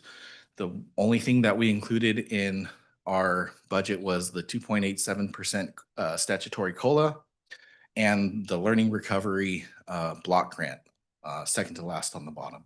We included both of those items within our budget, but we did not include the governor's one-time dollars that he's proposing because we don't know the allocation methodology. Right now, the Senate and Assembly both have different thoughts of how they want to allocate those one-time dollars and how much they want to allocate. So we held off on including that in our budget. And then we also did not include that 1.44% of additional COLA or the special ed funds because we're not exactly sure how those are going to go out. And if the additional COLA is intended for the paid pregnancy leave, we have to calculate how much we think that might be to make sure we have the corresponding expenditures for those costs within our budget. And so that we don't make it seem like we have more unrestricted dollars than necessary for paying for that new program. So with that, we're waiting for the legislature to finish negotiating and adopt the state budget with the governor. Like I said, there's not much actually points of contention except for mainly the one-time funding and how that gets allocated. And so most of that discrepancy is coming from the fact that the governor is withholding some mandated Prop 98 funding, about $3.9 billion that should rightfully be going to schools based on the calculation of the state revenues at this time. He's withholding those dollars from us like he did last year, saying, you know, just in case these revenues don't materialize, I don't want to obligate those to school districts because I can't take them back. So what he's doing, he's proposing to hold that back and update it at a later date, but he's also using it to help balance the other side of the budget, the non-education side of the state budget. So right now we're kind of waiting to see where we land with the governor's proposal on the one-time dollars and how that ends up working out with the Senate and the Assembly, because they have two different amounts of how much in one-time funds they want to allocate for us. All in all, it's really good news for us. It's going to be a significant windfall of one-time money at minimum, and then a significant amount of ongoing special education revenue that provide much needed relief to the general fund. So all in all, really good news that we're waiting to hear. And so the next time I come present will be a 45-day revise budget that we'll end up presenting in August, since we have to present 45 days from the governor signing off on June 30th. So all good news for us, and it'll look much more positive than the budget that's actually presented, because we're withholding a lot of those revenues until we have certainty about how we're going to be able to use them. Any questions about that, or about our budget, or about the state budget overall? Thank you. Yes. That's true. Gamal. This is great news, but I had a question about the SPED funding increase, the 40%, hopefully. Yep. We've been tapping into our general fund for the unfunded mandates, as you know. So realistically, if this were to go through, how soon can we expect it to trickle down to us? I mean, we'll have an idea within probably a couple of months. Because we'll have to wait until we get the revised figures from the SELPA. So They're, of course, aware of that, but we'll be able to calculate out a general idea of how much those are. We'll put in that estimate within our 45-day revise, but it's close to $400 additional per ADA. So it's a significant amount of money. Yeah. Thank you. Yes, Trustee Gonzalez. Yeah, for the pregnancy leave, I don't expect an answer right now, but I'm looking at our staff and we could essentially have no, for the next 5 years, no pregnancy leave, no. What are our numbers as far as with age and yeah, and as far as teachers go, like how would this affect us? Yeah, so it would be for all staff. I mean, it would be for all staff, not just teachers. And so those are some of the details that we're waiting to find out, and some of the analysis that we'll have to do. We'll have to take a look at the age of our staff, who would be eligible, how many pregnancy disability leaves that we've had in the past. But it would essentially extend that. They were talking about how you don't have to use them all concurrently, so staff could be out on leave for close to half the year. So it's really the way that the state's calculated the cost is figuring out how much they estimate the substitute cost to be to provide subs for those staff, but that's not exactly how it's going to work out. We need to talk about classified folks being eligible for that as well.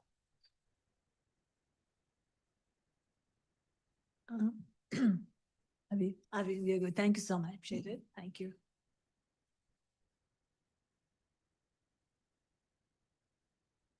We will now, that's item number 10A. We will now convene to public hearing to receive comments concerning 26, 27 local control accountability plan with all sections. Oh, that's what Matt was. She's right. Hearing. Yeah. Speakers will have 2 minutes to comment on this matter only. Are there any speakers? Are there any speakers on Zoom? Thank you. There being no speakers, the public hearing concerning the 26-27 local control accountability plan with all sections is now closed. And now item B, we will now convene a public hearing to receive comments concerning the 26-27 proposed budget. Speakers will have 2 minutes to comment on this matter only. Are there any speakers? Carry on to just for public comment, because I understand the blue speaker card to be for public comment. Right. Okay, thank you.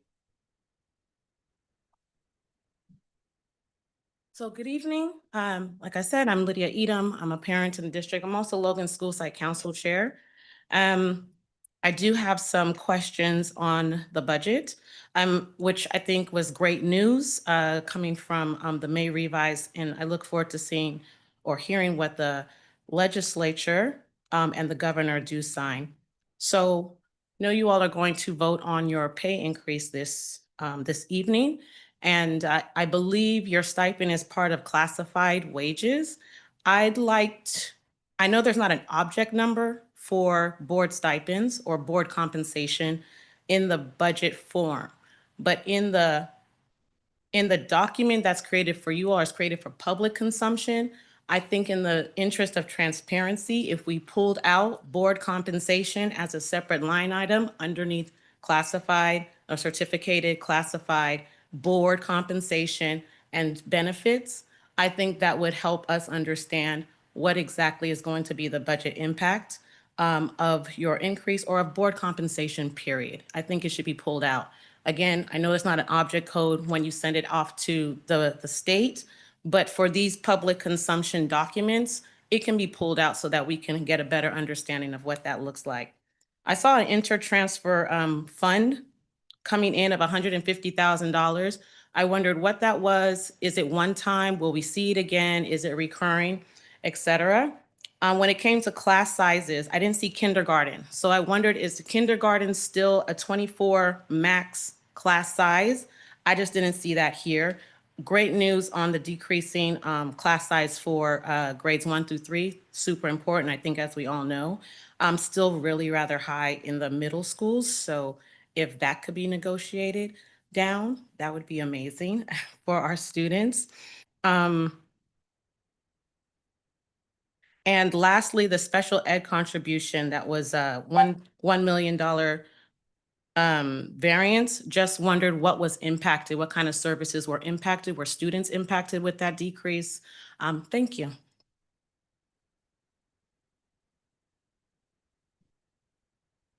Thank you, for your comments. And are there any more on Zoom? Or, okay, thank you so much. The public hearing concerning 26-27 Local Control Accountability Plan with all sections is now closed. And we will. Okay, now item 11A. Are there any items from the board and superintendents?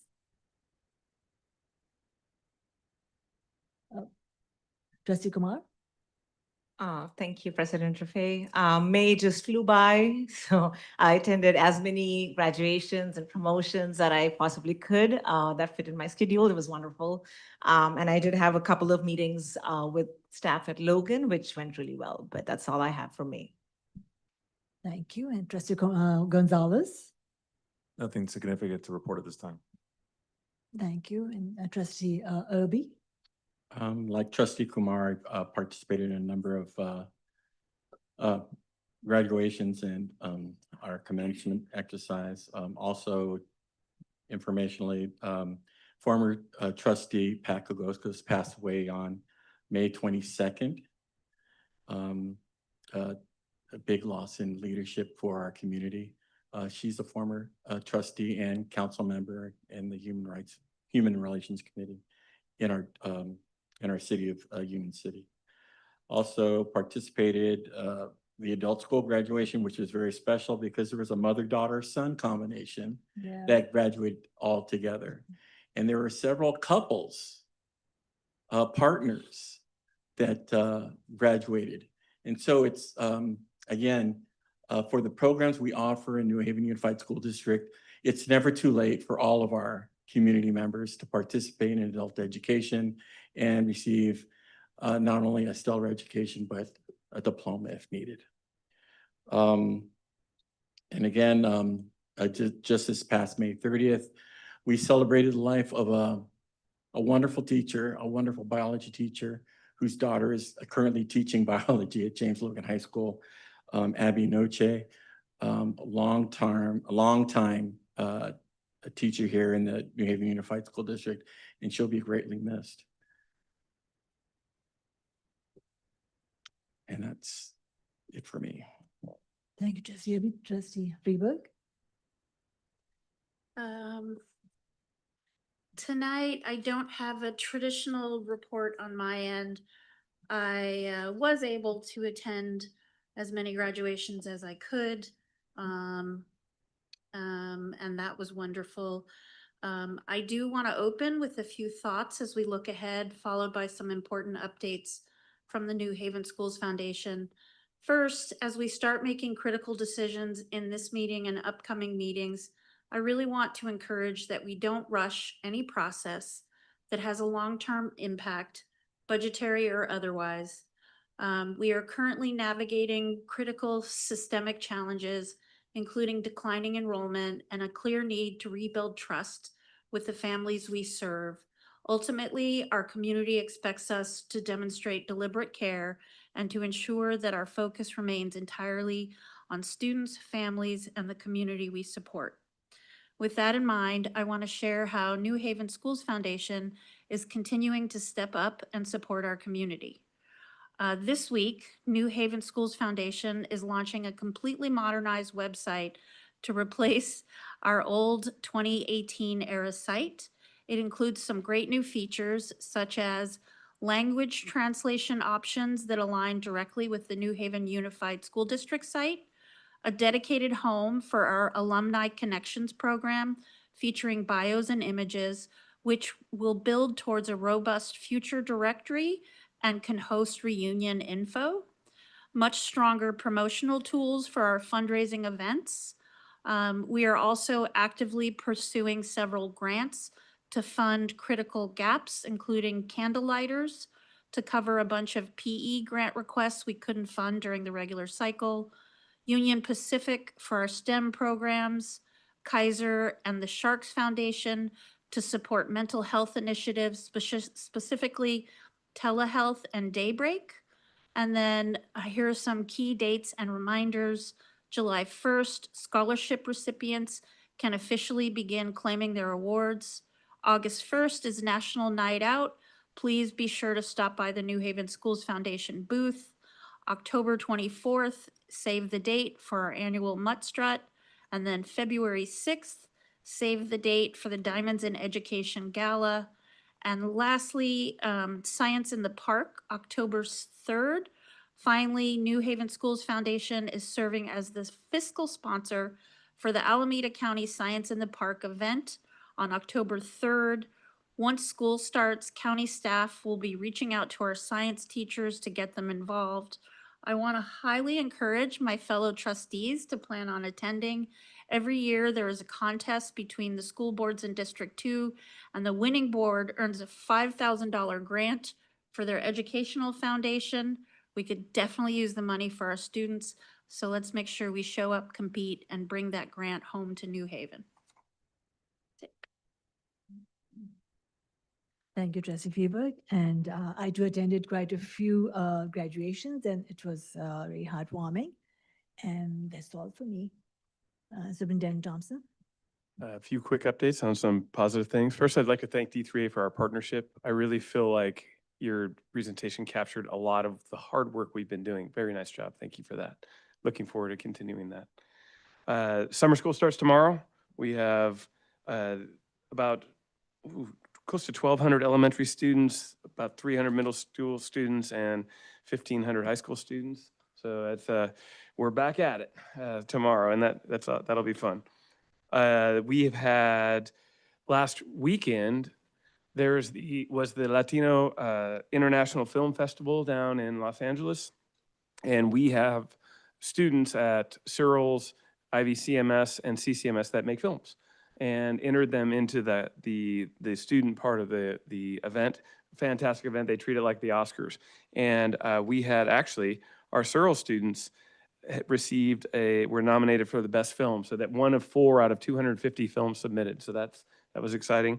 And CCMS also in their first year of being down there received a nomination for something related to filmmaking. I'm not exactly sure what, but if anybody's interested, we're taking over the Union Landing Theater down there on June 17th from 5 to 7, where you can see these films shown. It'll be a fun event. So that was exciting for our students. And John Mattos filled in tonight. As you heard, he said he was pinch hitting for we, and that is absolutely a very appropriate way to describe it, because our Logan baseball team won the North Coast Section Championship and was competing tonight in the North Coast, Northern California. It was the next step up. And so Wee's son plays baseball there and was attending. We did hear, unfortunately, that they did not win that game. So, but they had a great run, and I can't remember the last time our baseball team won the NCS sectional championships. And that is it for me. Thank you, Dr. Thompson. And now we have committee reports. No, we have the CCMS. CCMS. 11B. CCMS update. Yes, I can give an update on that. So the committee, just like everybody else, has been struggling with the end of the year to meet. They met tonight, and I don't know what the outcome of the meeting was in terms of their process. They heard clearly that more time and more engagement was needed.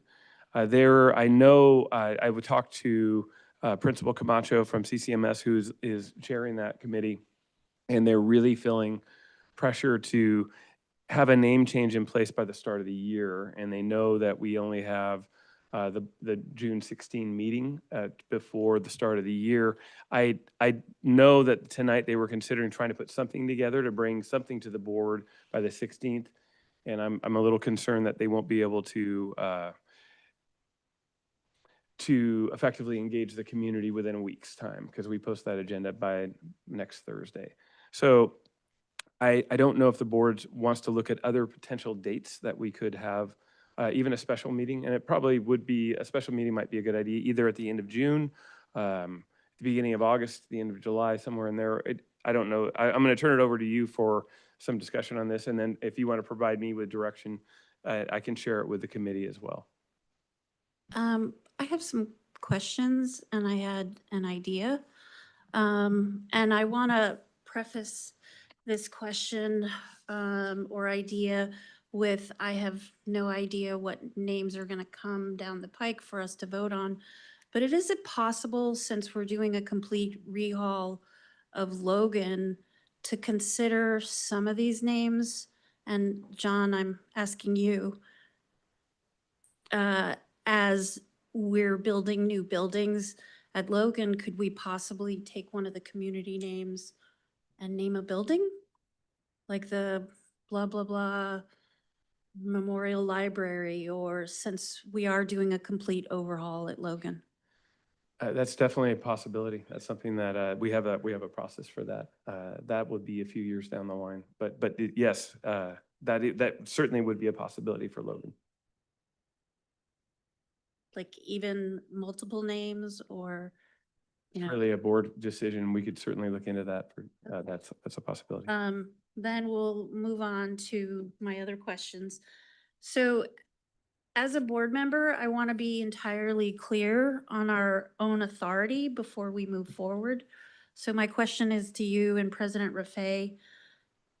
Coming out of this meeting, can we please, as an action item, coming out of this discussion, define an explicit step-by-step process for this board to review, modify, or reject the committee's recommendations if it becomes clear the community was not adequately consulted? So if a recommendation comes forward that lacks broad community support or truly hasn't received feedback from a core demographic, what exact mechanism do we have to pause this process? Or are we simply going to rubber stamp whatever the committee delivers?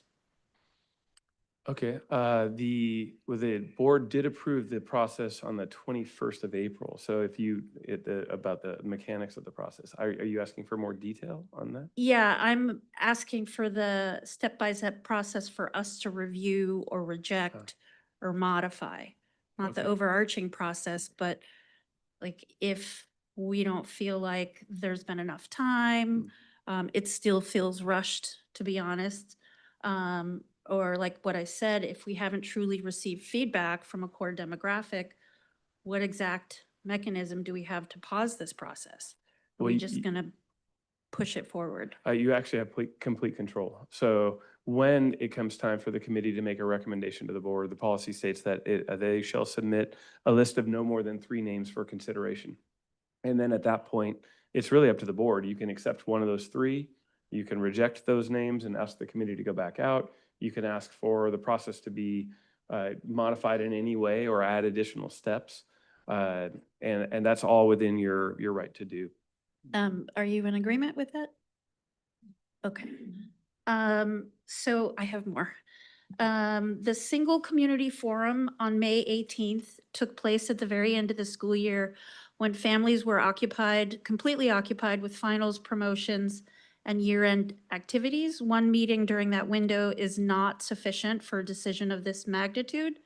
Now that the school year has ended, what is the plan to hold additional community forums over the summer or early fall to ensure broader participation from families who missed the May 18th date? Because this decision directly impacts future students, representation from elementary feeder schools is critical.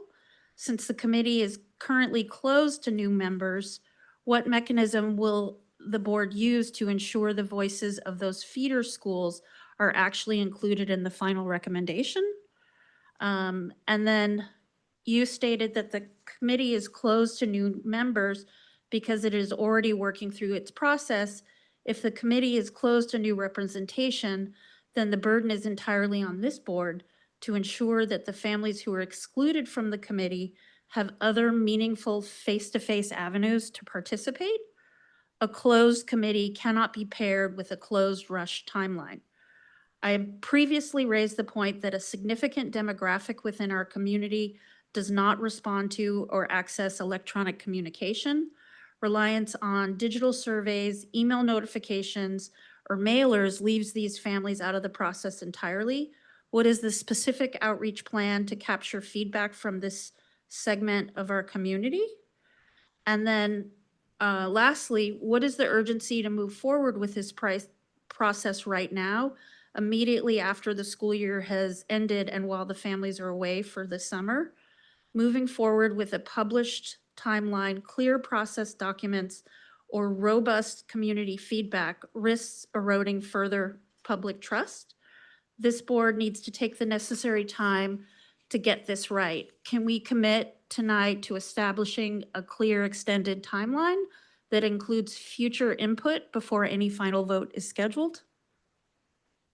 That's actually a question for the board. So I would take whatever direction you want to provide. Right. Trustee Kumar? Thank you. So I think as a board, we need to give direction to Superintendent Thompson. This is something that we need to oversee. I'm going to fall back on board policy. So I'm looking at 7310. That's the one that guides this. It has the first 6 bullet points address naming a new facility. It's bullet point number 7 that addresses renaming a facility. And in the interest of all of us being on the same page, I'm going to quickly read that one out. The renaming of existing schools shall occur by the Board of Education only under extraordinary circumstances and after thorough study. So just stressing on those last 3 words, after thorough study, it calls for a robust review process. This is an emotional decision for the community, and I understand the logistics and that it's more practical to have the decision be made before the school year. I completely get that. But this is one of those things where it's a big emotional decision, and I think I would prioritize that. I do not see any reason to push this. I've done my research on other schools who have renamed. They're either in the process of doing it because it takes time, like 6 months, 8 months, and a few of them, because they did not want to use the name that's currently there, they used a temporary name named after the school team. So there are different ways to do this. I think there were some suggestions offered last time. I also want to state I've been getting some calls from community members with some, concerns about how rushed this process is seeming to them. And the lack of diversity in the committee, and that the survey did not reach everyone in the district, and that anyone from anywhere could respond to the form that was sent out. So there are just, many things to look at. I think we need to slow down. This is a big decision. I personally don't want to rush this before this beginning of the school year. And I am proposing a town hall, a properly agendized board meeting in August where all board members can be present, because we weren't present at the community forum, and I'm hearing different things, and I want to be present. I want to hear directly, and I want to see the committee. And I think we need to gather community support before moving forward. That's where I'm at. I don't know where my colleagues are at. Yes, Trustee Gonzalez? Yes, I am available for July. I'm not teaching or working, so I'll be available. I know some of us have plans. We can push it to July 31st, so we don't interfere with our plans.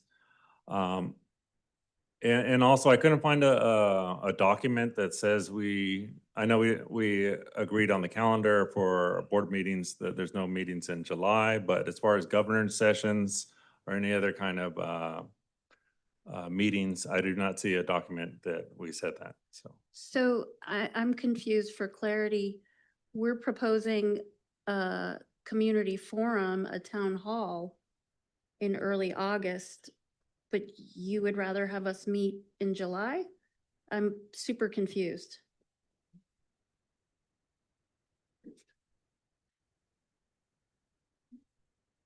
I mean, we talked about needing more community feedback before we meet and discuss the names or vote on the names. So what are you proposing in July? For us to meet? For the town hall? for the town hall, for the town hall, for us to discuss that. We already have a packed calendar for, that's when school starts and all the other kinds of things, staff, district-wide staff meetings, there's other things going on. I have a couple of thoughts on that. A lot of our families are on summer break. July, our families are not around. If we're really genuinely seeking community input, I want it to be at a time when community is around. So doing it in July, I think it defeats the purpose.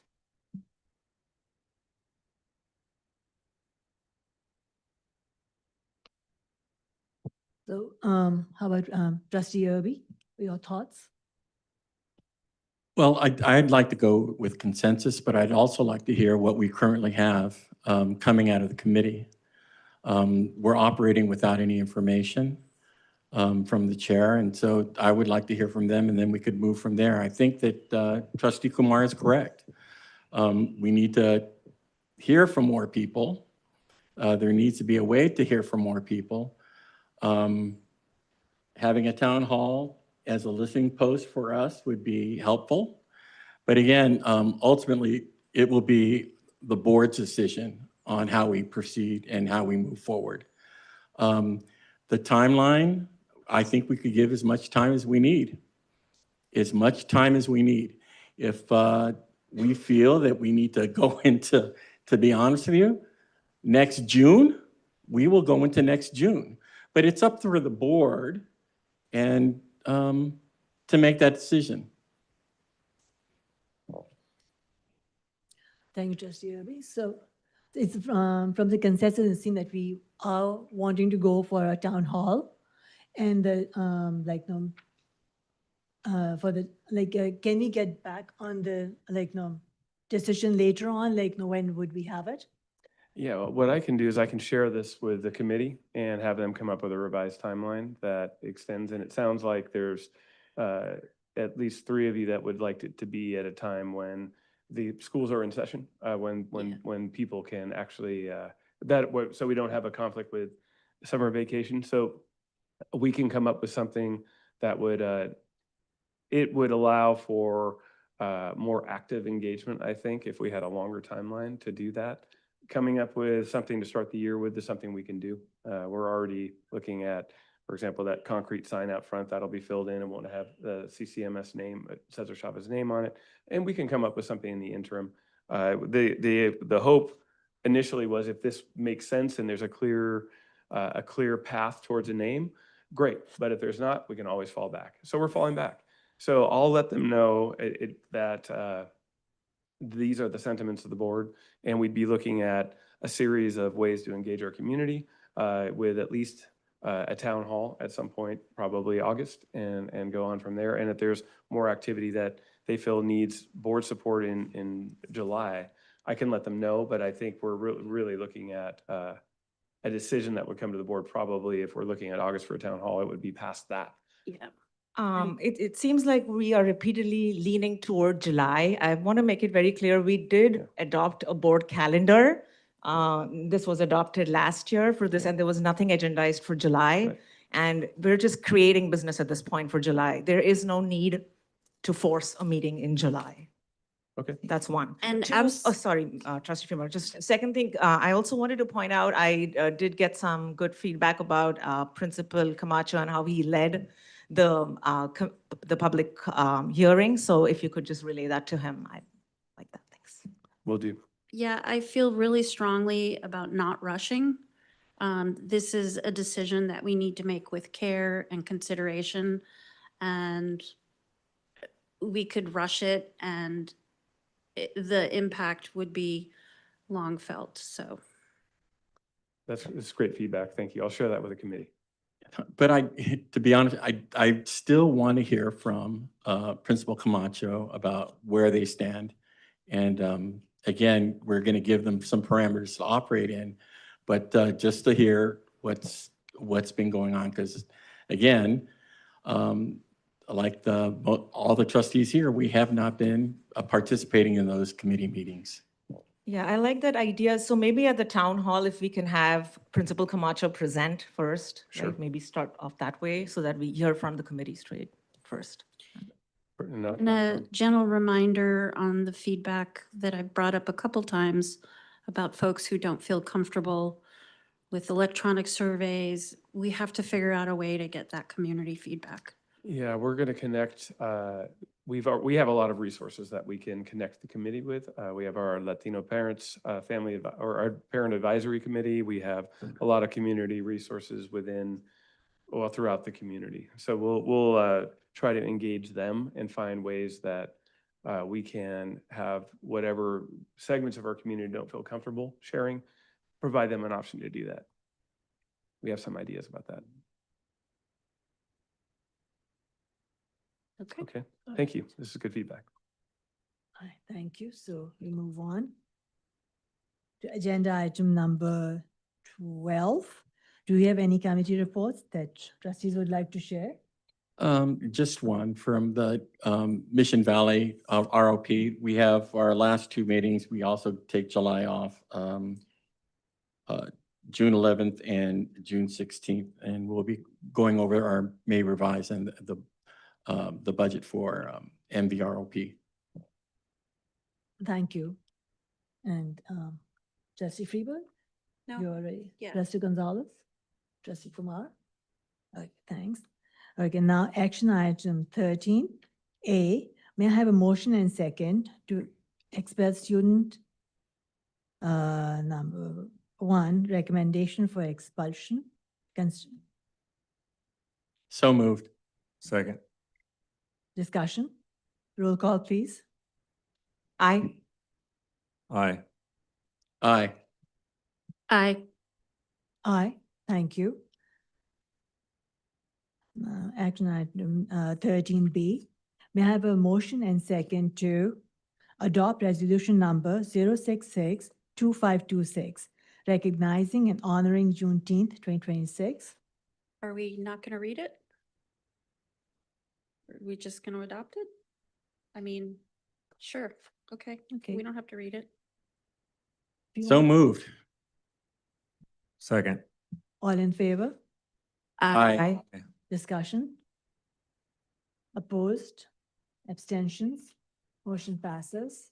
Thank you. May I have a motion and second to approve the adjustment of board stipends? So moved. Second. Discussion? President Rafe, I have a discussion. Yes. So I have many concerns about this stipend increase, but in the interest of time and to be efficient, I try to bring it down, and I have seven points. Number one, so bear with me. Number one, this proposal is a 140% increase in our stipend. Number two, there's only one school district in Alameda County that has raised the stipend to the maximum. That's Castro Valley. No other school district in Alameda County has done that.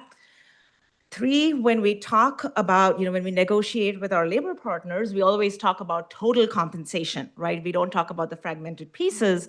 The district pays health benefits for trustees, which brings our current compensation to over $30,000 per year currently. And that, depends on the plan. This increase would take it to closer to $40,000, which is a 25% increase in total compensation. I have worked in public ed for 27 years now, and I have never seen a 25% raise in comp at one go for anyone. So just sharing that. Just number four, just to give some perspective, even if we take into account agenda review, communication with the community, school site visits, prep, board meetings, phone calls, all of that, and we were to look at the hourly rate, this turns out to be between $300 to $600 an hour for what we're doing. Number five, this proposed increase is not due to inflation. Let me be very clear. It is due to Assembly Bill 1390, which increased the ceiling, right? And that's just the statutory maximum compensation. It does not require us to do this. That's just the ceiling. And the law also intentionally preserves local discretion for good reason. And as stewards of public resources, it is our responsibility to determine what's appropriate and what's fiscally responsible for us as a district, what's good for New Haven. Number 6, we are clearly, at a time where school districts are facing declining enrollments throughout California. We have budget pressures, we have unfunded mandates, we have competing priorities, which impact our students and classrooms. We have several teachers who work way beyond their contractual hours. They work on projects without any stipend. And I believe we should exercise fiscal restraint and be thoughtful about increasing elected official compensation at this scale. Number 7, last but not the least, school board service is supposed to be primarily motivated by a commitment to students and community. And reasonable compensation can remove barriers for folks to serve, which is great, but that cannot become the primary incentive for seeking office. We need to be mindful that significantly increasing this compensation can unintentionally attract individuals who are motivated more by the compensation and benefits than service to students. As a parent in the district, and I'm going to be a parent in the district for many more years, and as a public educator, this part worries me the most, that we might have people with wrong intentions sitting on this dais making decisions for our students. With that, whenever we get to the vote, President Rafe, I'm requesting a roll call vote for this. Thank you, Trustee Kumar. I have similar concerns. I would say one of the biggest things that is sort of sticking in my throat that I can't get over, when I had to pull my son out of a district school and put him in a privately funded private school, and I made this comment to you both, you suggested I vote for my stipend to be increased so I can pay for it. That to me is unacceptable. One, I shouldn't have to depend on my board's stipend to pay for my son's school when the district didn't meet his needs. And I agree with Trustee Kumar, this is attracting the exact wrong type of person for this office. So those are my statements. Trustee Gonzalez. Yeah, I unapologetically asked for the maximum stipend amount. So recently, we were making $200 and something a month. And then we bumped it up, I don't know, in February or March in January, $473 a month. It is not full medical benefits. I've been waiting and saving up for a new pair of glasses. I need some bifocals. I just don't have the money, and so everything is not paid for on that. It's definitely not worth being on this board. I've been on here the longest, and it's never been over $500. I didn't get on this board to make money. I'm serving my community, a community that has given me so much, 3 generations, and I just want to give it back. And and that's why I'm up here. I chose to become a teacher, not to become rich. Teachers are poor. Teachers don't have a lot of money. So me being up here is definitely serving the community, and currently I'm paying for daycare for my babies to be taken care of every time I'm gone.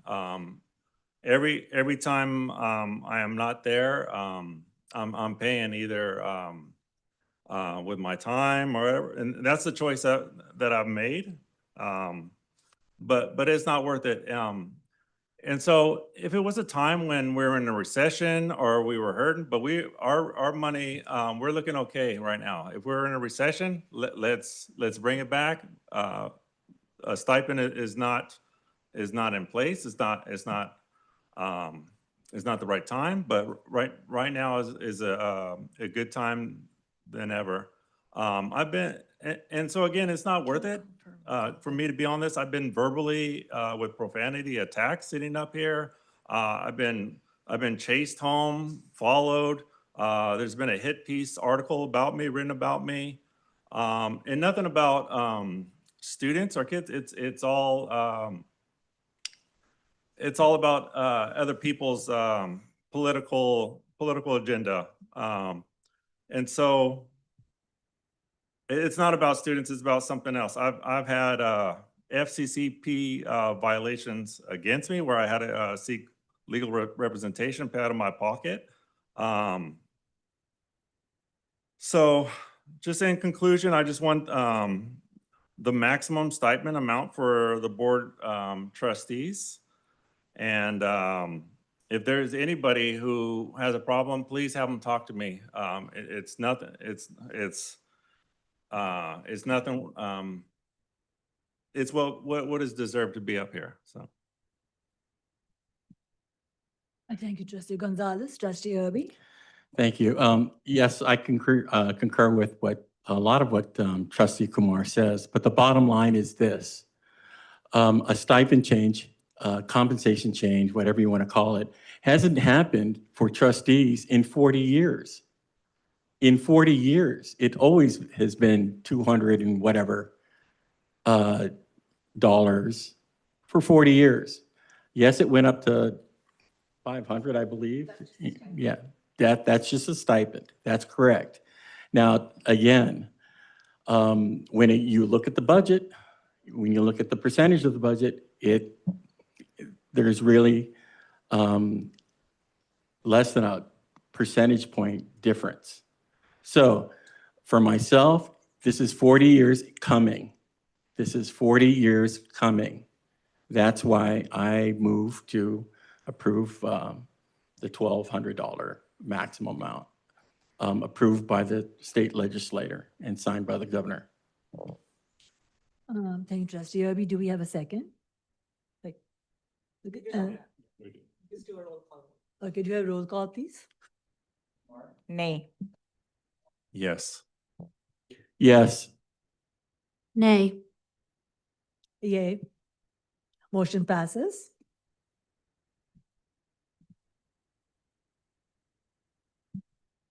Okay, may I have a motion and second to approve a contract with Bill Aqua? Okay, okay. And Sons Inc. To approve contract for flooring project at Itliong Veracruz Middle School. So moved. Second. Discussion? All in favor? Aye. Aye. Aye. Opposed? Abstentions? Motion passes. May I have a motion and second to adopt McGraw-Hill Marine Science Instruction Material for High School 26-27? So moved. Second. Discussion? All in favor, say aye. Aye. Opposed? Abstentions? Motion passes. May I have a motion and second to adopt SWAS Learning Company American Government History Instruction Material for High School 26-27? So moved. Second. Discussion? All in favor, say aye. Aye. Opposed? Abstentions? Motion passes. I have a motion and second to adopt TCI History Alive World Connections Instruction Material for High School 26-27? So moved. Second. Discussion? All in favor, say aye. Aye. Opposed? Abstentions? Motion passes. Are there any items on which trustees have questions or need clarification or would like to pull for a separate vote? In consent agenda items?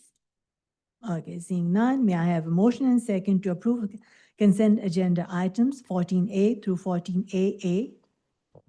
So moved. Second. Discussion? Roll call, please. Aye. Aye. Aye. Aye. Aye, thank you. Agenda item 15. There's nothing there, so the government, okay, 16. Any comments from the trustees regarding governance? None, thank you. Item 17, are there board trustees' requests for staff? None, thank you. So there being no further business, this meeting is adjourned at 9:21.